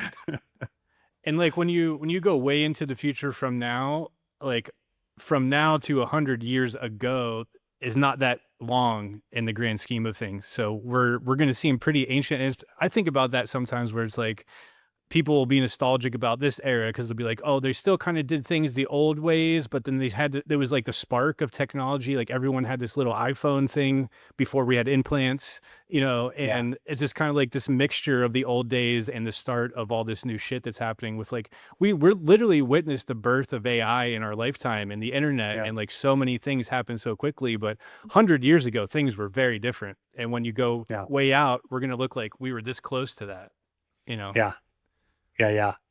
Yeah, is it they're gonna be like, "Why the hell did you guys use your thumbs for so long?" Like, I've been doing 2 thumbs to talk to all my friends for, like, almost 20 years now. Like, that's an insane amount of time to spend just, like, dicking around with 2 thumbs instead of, like, at least use all 10 fingers. At least, Yeah. like, why don't you just plug it Sometimes into I your will brain and type like this just to see if I can do it, but I'm horrible at it. yeah. Um, I think it is going the way that what's the in Iron Man, his like AI assistant? Oh, it was Jarvis, and then it Yeah. was yeah, But I think everyone's now getting accustomed to talking to Chat GPT every day or Grok or whoever you use. And eventually you combine that with like Neuralink, and it's not just going to be for helping people with impairments. Everyone's going to have a Neuralink with their own Jarvis in their head doing all the menial tasks and things, and you're going to have like an interface you just see that's like, and you can move things out of the way, but you're always like, they're always going to have a heads up display inside your head. And yeah, I don't know if that's bad or it's going to be great. I'm sure it'll be very entertaining in some ways, but shit's yeah. going to be really weird. I don't know how much we'll see in our lifetime, but it's coming. It's definitely coming. I mean, if the world doesn't end, either in the, you know, religious ending that I believe in, or in the cataclysmic one that it seems world powers are committed to creating, Yeah. um, you know, and like the Fermi paradox has that built into it, is like any sufficiently advanced society will eventually destroy itself. Yeah. Um, Because the more which is, comfortable you get, everyone gets dumber and more complacent. And it's yeah, like school, like the grades are failing, reading levels are failing, like dropping yeah, everywhere, despite that we're so far advanced compared to 30 years ago. And yeah, everything's getting yeah, worse. yeah. And like, I even wonder, and we were talking about this in chat a little bit about the proliferation of AI and how the potential for it to cause people to not even try stuff anymore. Mm. And that part of why culture is stunted might be, this is like my hypothesis, is that I don't need a musician to hear music. I just ask the air for it and then some plays. And so I have literally no motivation to make an instrument, play an instrument. And Mm. it used to be like, if you wanted to hear music, you had to make it. Right. And And so every family had at least a couple of musicians in it. If everyone wasn't a musician in some way, like you at least, like if Yeah. you're sitting around the fireplace in the cabin and you want to hear a song, you're gonna have to fucking sing it. And Yeah. There's nothing to look it's at on the wall. There's no TVs or anything. So that was your yeah, and entertainment, doing it yourself. if you want a story, you're gonna have to tell one, which means you're gonna have to learn some, and you're gonna have to get good at delivering them. And so when you have, 100% of the population is pursuing these arts, then some of them are going to break through and be incredible. And so if you look at the music of the 90s, if what it took to break free of the sort of stagnant, art scene of the 70s and 80s, late 70s and like late 80s, was a million, let's say it's a billion permutations of people trying stuff. If you now make it so only 1 in 10 people try stuff, 1 in 10 people play an instrument, 1 in 10 actually try to tell a story, uh, well, it's going to take you, an order of magnitude longer to get a billion permutations for something to break through and be amazing. Right. And if you add to that a whole, you know, corporate gatekeeping apparatus that is trying to co-opt all of the development so that they can control what does or doesn't break through, well, that maybe you need even more permutations than a billion. And so, what I am concerned about is actually what you're talking about is like a degradation to where we essentially go into a technological dark age and there are no advancements. And all we do is we hit this plateau where we just play in our own slop. And what's happening is like, the rate of knowledge or like data or whatever doubling in the world is now just vertical. Yeah. But most of it's just the same stuff regurgitated by AI where it's not even verifiable. And so what is all of that knowledge and data? And like, are we going to hit a place like the dark ages did where actual learning and literacy and writing and all those things get all sequestered to this tiny little group of people that kind of like, these druids that kind of like hang on to the real Yeah. knowledge, Yeah. and then we all just sort of slop around and, the data entertainment version of filth and just stagnate for centuries. Yeah. I mean, I didn't expect full on AI songs that were indistinguishable almost from real music to be here this quickly. Like, Yeah. it happened as fast as like just a couple years ago, like with the Will Smith example of AI video, that terrible video of him eating spaghetti where it looks all fucked up and crazy. And 2 years Yeah. later, it's almost perfect. Like you can Yeah. tell by Yeah. the Yeah. voices and stuff a little bit, but same with music. And because everything is so overproduced with music nowadays anyway, it's easier for AI to mimic it because even if you record a real drummer, you're replacing all the drum hits with samples. So it sounds perfect on the record anyway. Mhm. So it's basically the same thing I do when I program drums for demos, where I'm laying in snare hits and kicks and cymbals, and they're all sampled from a real kit where someone hit a cymbal, they recorded it with a mic, and they put it in the computer, and you can make a real sounding kit. But yeah, like I didn't expect that to happen so fast. And then with the like Spotify's allowing that to be mixed in with real music.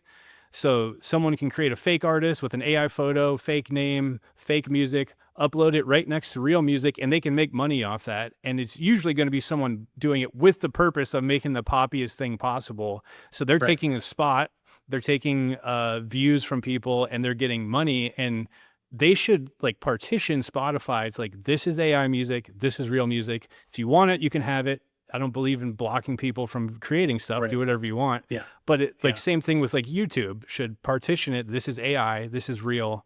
And it's going to be hard to detect eventually. Even AI struggles to detect AI, which I keep testing with. I'll make something with Chat GPT and I'll put it in Grok and I'll go, can you tell this if this is real or not? And it goes, no, that's a real photo. I thought they would be able to tell by the way the pixels are made or something when these Sure. do. Nope, can't tell. No. Yeah. Yeah. And so that just it makes me think that, well, it's sort of like people expected, Gen Alpha, whoever it is, whoever the up and coming generation is, to be just so technologically savvy and like to be making these incredible programs and all this stuff because they grew up amidst all this technology. And it turns out they can't do anything Yeah, they're just technological. retarded from having an iPad Yeah. since they were two.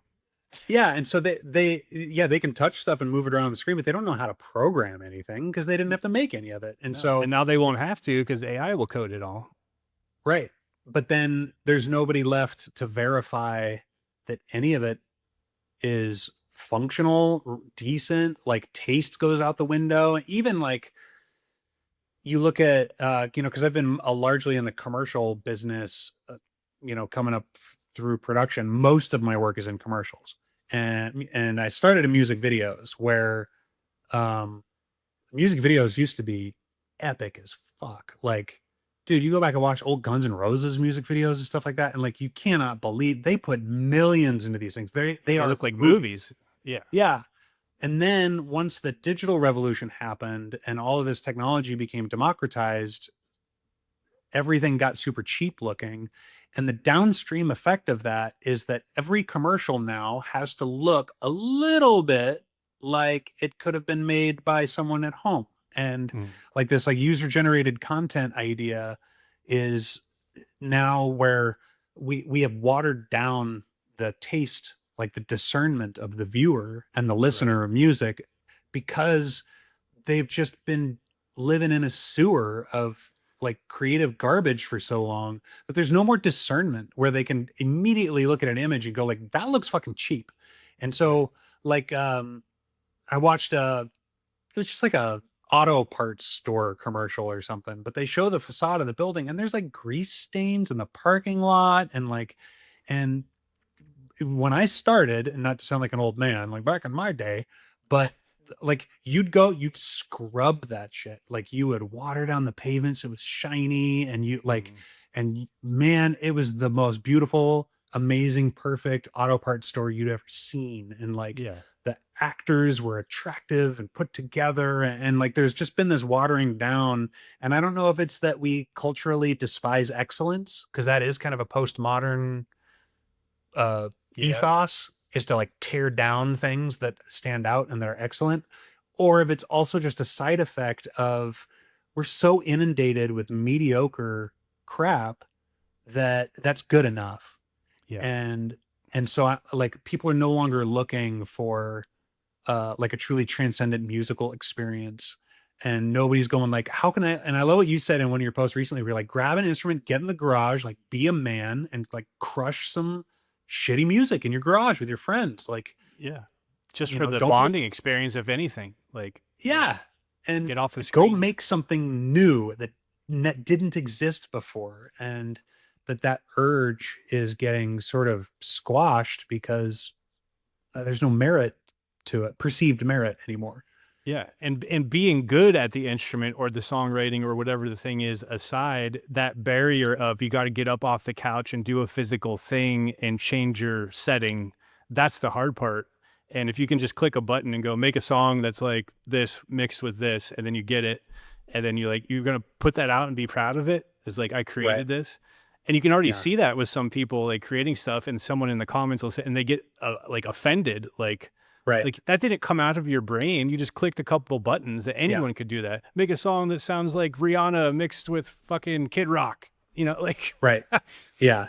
and yeah, like to get yourself up and turn on an amp before the technology was like right now I can plug my guitar into my interface right next to here. I don't need to be loud. I can put on headphones and that is very easy, but I already came from a world where I went through all that stuff to where I'm still in that mindset of creating and this makes it easier for me. But if you just start here and I don't know, you never went through all that and like getting yourself up to go to band practice every week and practicing when you're at home and showing up and putting in the time before it was easy to record all your shit at practice. You had to remember every fucking change you made, whether you Yeah. wrote it down on paper or it was just in your head. And most like 99% of the time, we never wrote anything down.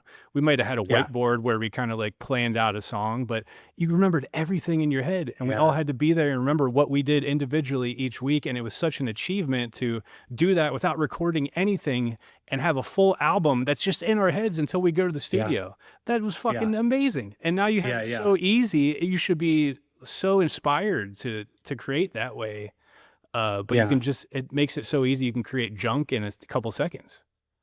And what it speaks to me is, and I was having this conversation with a friend of mine who's he's like a world famous landscape painter, Scott Christensen, and he has an academy and he teaches students all the time. And but he's just like virtuosic, and he does oils primarily, and it's just these gorgeous land. It looks like you could step into them. These like amazingly beautiful vistas, and uh, he was talking about his challenge trying to teach people painting, and the realization is that most people, and same with what you're talking about with music, they don't want to be musicians.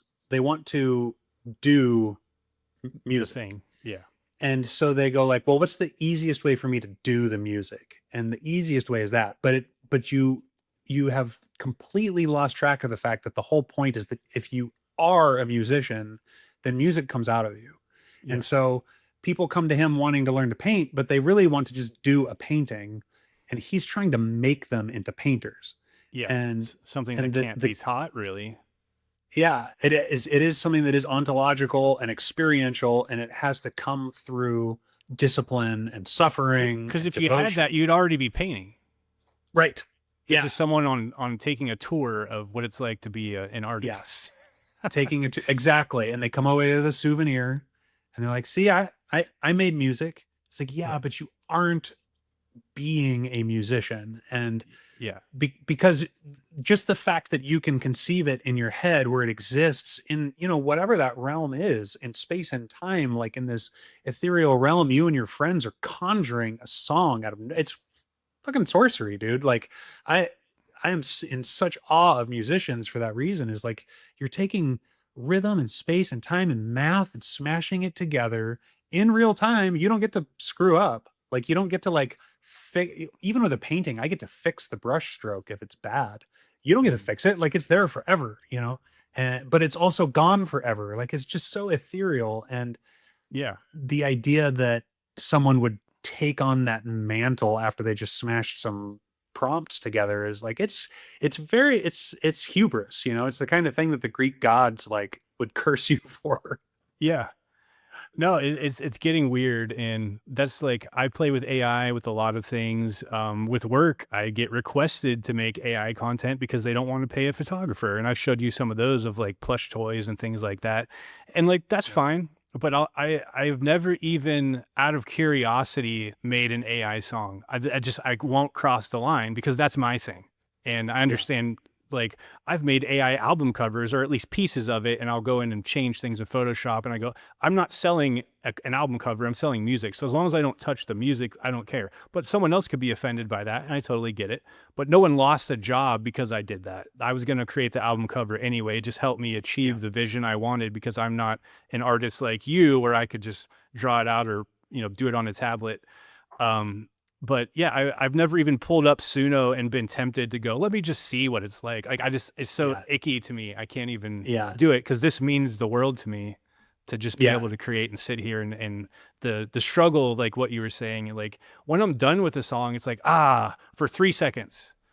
And then the whole process was the fun part, the struggle and going, what should come after this? And then sometimes it just flows out and then the inspiration disappears. And it's like, there was a guy on Rogan talking about this, like how you have like a spirit that shows up and flows through you. And then if you ignore it, it will go away. And that's what like writer's block is like, it's not there coming through you. And then when you're receptive to it, you get better at interacting with it and allowing it. And the more you do that, the like shit just flows out. But it's like, sometimes they want to take a coffee break and I'll just be cooking. And then just you hit a point where it's like, shit, what do I do now? Yeah. After recording all that, I can listen back and go, where the fuck did any of that come from? I'm not smart. I don't know how to write music. I can't read music. Like, and I'm just, someone else might think it sucks too, which is cool. That's subjective. Sure. But for me, I'm proud of it. And I go, how did I do that? Yeah. And like you said, it's who you become in order to dance with that spirit that is the amazing and the transformative part of the whole thing. And it isn't like, it's not like I'm ever going to do a piece of art and then go, well, guess I'm done. Like it's lifelong, and it's gonna even that happening. piece of art is never finished. Like that saying that art is never finished, it's only abandoned, couldn't be more true, no matter what it is. Yeah. And it's because, whatever that spirit is had something more interesting to say. You're like, all right, I got to finish with this one because this new whisper is like even better. Like, this is really cool. Yeah. And I've always been, I grew up religious. I mean, not religious. I grew up being Catholic and going to Sunday school and all that stuff. But I was always very much grounded in reality. I don't believe any of this. It's nonsense. It's silly.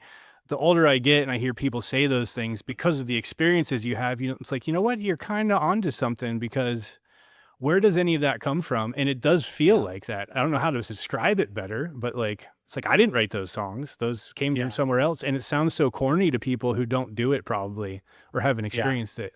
But it's true. Like, there's no what better way to describe it. It's like, I don't know what that Yeah. is. And it's so like, it's not practical. Like there's, it's just this ethereal joy that we get to tap into. And it's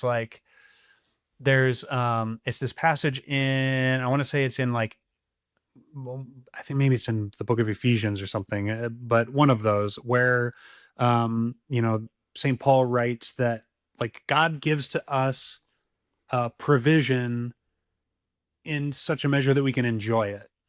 And so it isn't that like, whether it's the universe or it's whoever created our simulation or whatever it is, whatever the spirit is, it's not giving to us like gruel. It's giving us in such a way that like there's joy in it. And the Mm. fact that we can smash sounds together and get songs, or we can smash colored mayonnaise together and get a painting, Yeah. or like even just like I even just think of the fact that water, like it can we can like water ski in it, we can swim in it, it can turn into snow, and we can like snowboard in it and have snowball fights with like Yeah. with water. Like that's such an abundance of joy It that is we can weird. have, Water's you pretty know. sick. Yeah, water's awesome. And yet it's like the most mundane thing imaginable, and Yeah. it's like full of joy. And so yeah, I feel like the older you get, the more experiences I have, the more I like pay attention to those experiences. I go, man, a material world is just not adequate to describe the Yeah. experience. Do you get Yeah. those same feelings when you're painting for joy, or writing scripts or coming up with ideas where it's like, ooh, feels like it's flowing from somewhere that's not me? Yeah, and I will say it only really happens, or it will only happen if I am not distracted. Like if I'm doing the dumb shit where I check X every, 30 minutes, or like go down a YouTube hole or something, even if I'm drawing, like unless I can really pour into it, Yeah. um, then it doesn't come to life in that way. And usually with storyboards, sometimes I get a little inspired gesture or something, and the board comes out real pretty or something. But for the most part, that's a very commercial endeavor. Yeah, I would say it's But probably when not I'm happening when you're storyboarding a Tide commercial. Yeah, I mean, I've drawn a hand holding a cell phone probably 400 times, Oh and like God, yeah. I'm never gonna get inspired by that. But but I insist on drawing it every single time. I don't have a pre-made hand that I copy and paste and put in there because of what we were talking about. I'm not trying to do a storyboard. I'm trying to be a storyboard artist. And so I still make myself do it. Um, Mm. but like when I'm writing, a couple of the screenplays I've written, uh, it's like you said, like the characters show up and start interacting, Mm. and I'm keeping up more than I am Yeah. like You can see what they look like. channeling. You're like meeting them. Yeah, yeah, they show up and they have stories and they have quirks, and then they'll like spout some joke that's like way funnier than what I could come up with, and or something like smarter than I am, and you go like, where the hell did that come from? Like, how am I able to write someone that's like funnier, smarter, and than I am? You Yeah. know, um, but it happens, and I can't explain it. Yeah. Back to the painting class example of the people coming in there to, like, I want to be a painter for a day type thing, or the Yeah, questions they have, like, they yeah, wouldn't have those questions if they had whatever that thing is. There was a comment on one of my videos of someone asking, like, when you're writing a song, how do you know to go to that next thing or to do that? And it's like, there's no answer to that question. Yeah. And there's also no rules. Like, I didn't have to do that thing. That's just what happened that day and the way it went and the way I decided to just take my hands off and go, okay, that's fine. But like those kind of questions, like that's a different type of person who's trying to figure it out, who's not that, you know, like, Yeah. I would never ask that of anyone, which is like, I try to put myself in their position. Like you just do it. And I don't know, that's why like certain things I feel like they can't be taught, and not to sound arrogant or anything, but that's just like my brain works this way, their brain works that way. And I could see the difference. Well, like, well, I would never even think to ask that question because it doesn't make any sense to me to ask it. Yeah. And I don't think that like when people reach levels of virtuosity, like that, like, you know, when you've reached your level in musicianship, that I don't find that a lot of them are really all that arrogant, because they know what it takes to get there, and they know they didn't earn it, and they know, or rather they know that it's not transactional, and they know that it's not that they themselves are magic. They know that if you're operating at this level, it's because of like pain and discipline and perseverance and passion and commitment. And so when I meet like really, really great artists, or it's like when you meet like a black belt in martial arts, they're always chill. Yeah. Like none of them They've been are choked out so many times to get there. Yeah, and so none of them are looking for a fight, and it's the same like when I meet other like really accomplished artists, they're all humble, they're all really positive about other people's work. They are always looking to learn from the other people around them, even when they're objectively better artists, or maybe not objectively, they're just way more successful, you know, because their thing happens to be commercially vogue or whatever. But yeah, the questions that you get from either tourists or noobs, and nothing wrong with noobs because everybody has to learn, but you usually get, hey, what brush are you using? And it's like, I the one I'm holding, you know, like it doesn't matter, you know. Yeah. And when they go, you know, how do you know to put that next line there? You go, because I did it wrong 10,000 times. Like, you know, so go get busy doing it wrong. And it also like, doesn't have to go there. Right. Yeah. Yeah. You do whatever you want. And that's the mentality you need, is there are no rules in any art and anything. I think I responded to that person kind of saying like, it's different for everybody. Like, I think it was with my podcast with Drew from the band See You Next Tuesday. And he is like, he knows real music, like classically trained. He's talking about stuff that I have no idea, but we both create our own things, and it doesn't matter which avenue you take to get there. Or I'll get questions about like guitar tone and stuff, like, what is the guitar tone that you got on that album, like the first one? To me, it's a piece of shit, and it was the only guitar I had, and the first amp that I had. There's nothing special about it. There was no like, let's concoct this perfect tone. It was the recording we could afford to make with the gear we had. That's it. And to someone who really loves that record, it's so special to them the way that sounds. But if it sounded slightly different, that would be the way that it's special to them. You know, like it doesn't matter. It's that amp right behind me here too, or those two stacks behind the cowboy hats. You can't really sound. Oh yeah, right there, that top one. Yeah, with the duct tape on it. That's the one. That's the magic amp. Yeah, it's just a piece of shit that I got when I was 16 because they didn't have the other one I thought I wanted. Right. So I ended up loving it. And the best brush is usually the one that you have like kind of destroyed a little bit because you've been overusing it and you've soaked it and you forgot to clean it. And then you go back and you try to reform it. And it's like, you're not going to get that one at the store. Yeah. And also when this one's dead, I'm just going to grab another one. And, you know, when people, well, how do you know to, you know, put that line there? You go, well, does it work? And it's like, yeah, it works. Well, how did you know it would work? I didn't. I just like it worked. And so go find the thing that works. And you're not going to find the thing that works without finding the things that don't work tens of thousands of times. And what works for you and what might not work for them either. Yeah, totally different. And there is like a point where, you know, at a technical level, when, you know, if I'm talking to someone that's sort of like the level of accomplishment that's more of a peer, where they might say like, oh, hey, what did you use to get that effect? Because we are talking about a Yeah. technical aspect, but that's different than mistaking the tool for the artist, Yeah. like, I, and so, but you very rarely get that, like, oh, what brush is that? It's like, what you're amazed by is the brush stroke. You're not actually amazed by the brush. Yeah. And, yeah, Yeah, like same thing with effects pedals and stuff. Like someone would be like, "How did you get that sound?" Like, "Oh, you just combine these two, and here's where you put the knobs." Like that's the yeah, same type of idea. But as far as yeah, creating the song and like whatever, like that's why art is beautiful. Is everyone's version of it is different. So if I tell you this is how I came up with that, it might not work for you because you have to right, figure out your own way, and that's why it's cool. There is no right or wrong. So you just have to yeah, you have to be in that mindset and just create and just be messy and yeah. fuck up and make shit that sucks for a long time. Right.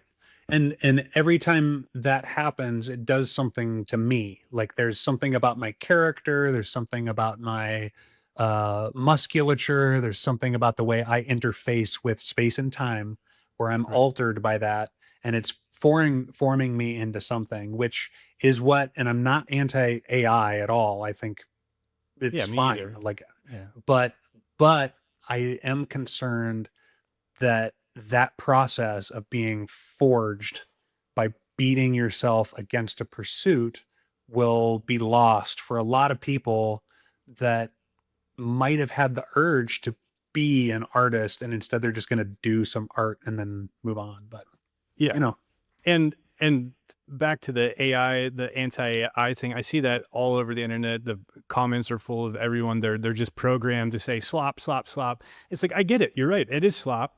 And what you're mad at though is people, not the tool. It's just a right, tool that people are using for things. So you're mad people are going to lose their jobs and people are going to use AI for this and that instead of hiring someone. That's a person being shitty.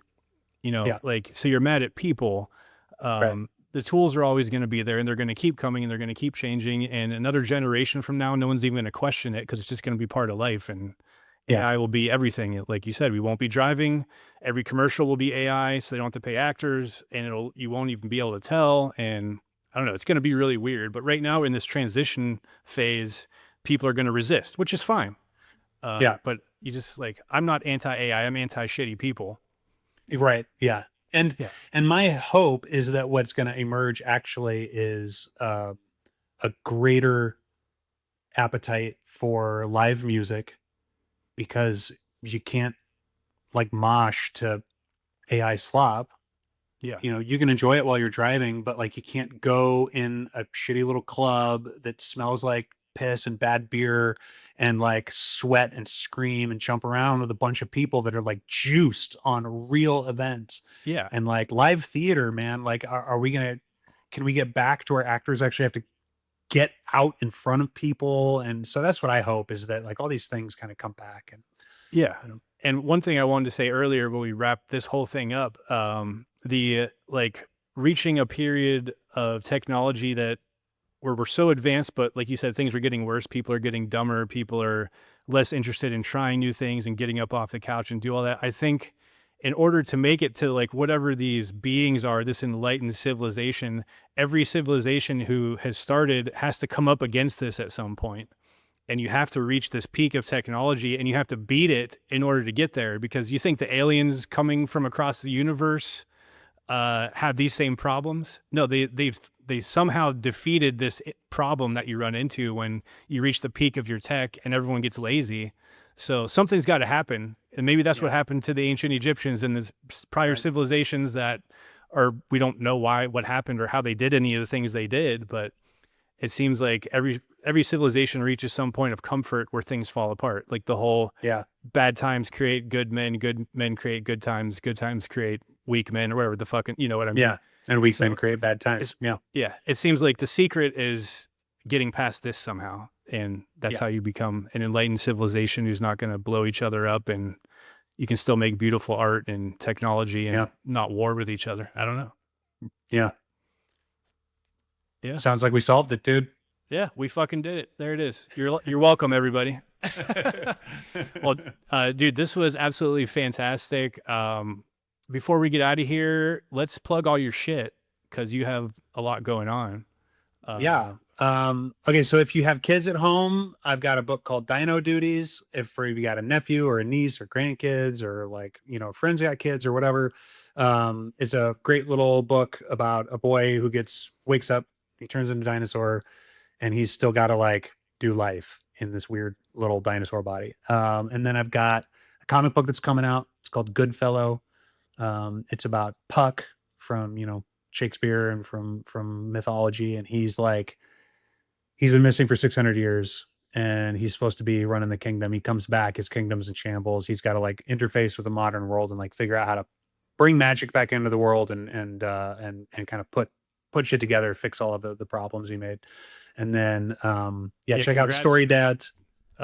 Real quick, that was funded on Kickstarter, so congratulations on that. And is that the only place thanks. where people can see it right now? Is there anything else like Right a website? now, yeah, right now we're still building it. You can get on Kickstarter. I think you can still get copies, and just get a PDF, like if you want it. Yeah, the art is really sick. then- I'll link all of this below. But yeah, go ahead. Yeah, thanks, dude. I appreciate it. And then Story Dads, we talk about, and I do it with a buddy who's a psychologist, and so we talk about both the artistic and psychological significance of these stories or the lack thereof. Sometimes we get a real stinker and we just tear it to shreds. Yeah.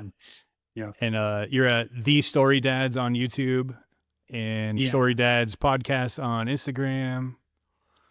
And then your Instagram is Micah Brenner Actual, right? Yeah, Micah Brenner Actual, and I'll post stupid memes, but I'll also post art and and clips, stuff like that. You can see storyboards there and see what I'm up to. Yeah, I'll plug all that shit in, and I'll be sure to throw up some of the storyboards we're talking about with Godzilla and versus Kong and everything too. Yeah, thanks, dude. And I as you can tell, I like to talk too much. So if anyone has questions or like wants to ask about movies or something I worked on or a piece of art or whatever, just I respond to messages and Yeah, I like hit them people. up. So And we've literally talked every day for like the last 10 years. So we've had the best conversations and the greatest laughs. I look forward to checking chat every morning. So it's been a pleasure to do it. Not in person, but at least seeing your face. yeah, same, close, in real time. Well, we'll have to do it again sometime, dude. Thank you very much. And thank you everybody for listening. Check out rifftacos.com. I got a couple new t-shirts up there, and we'll see you.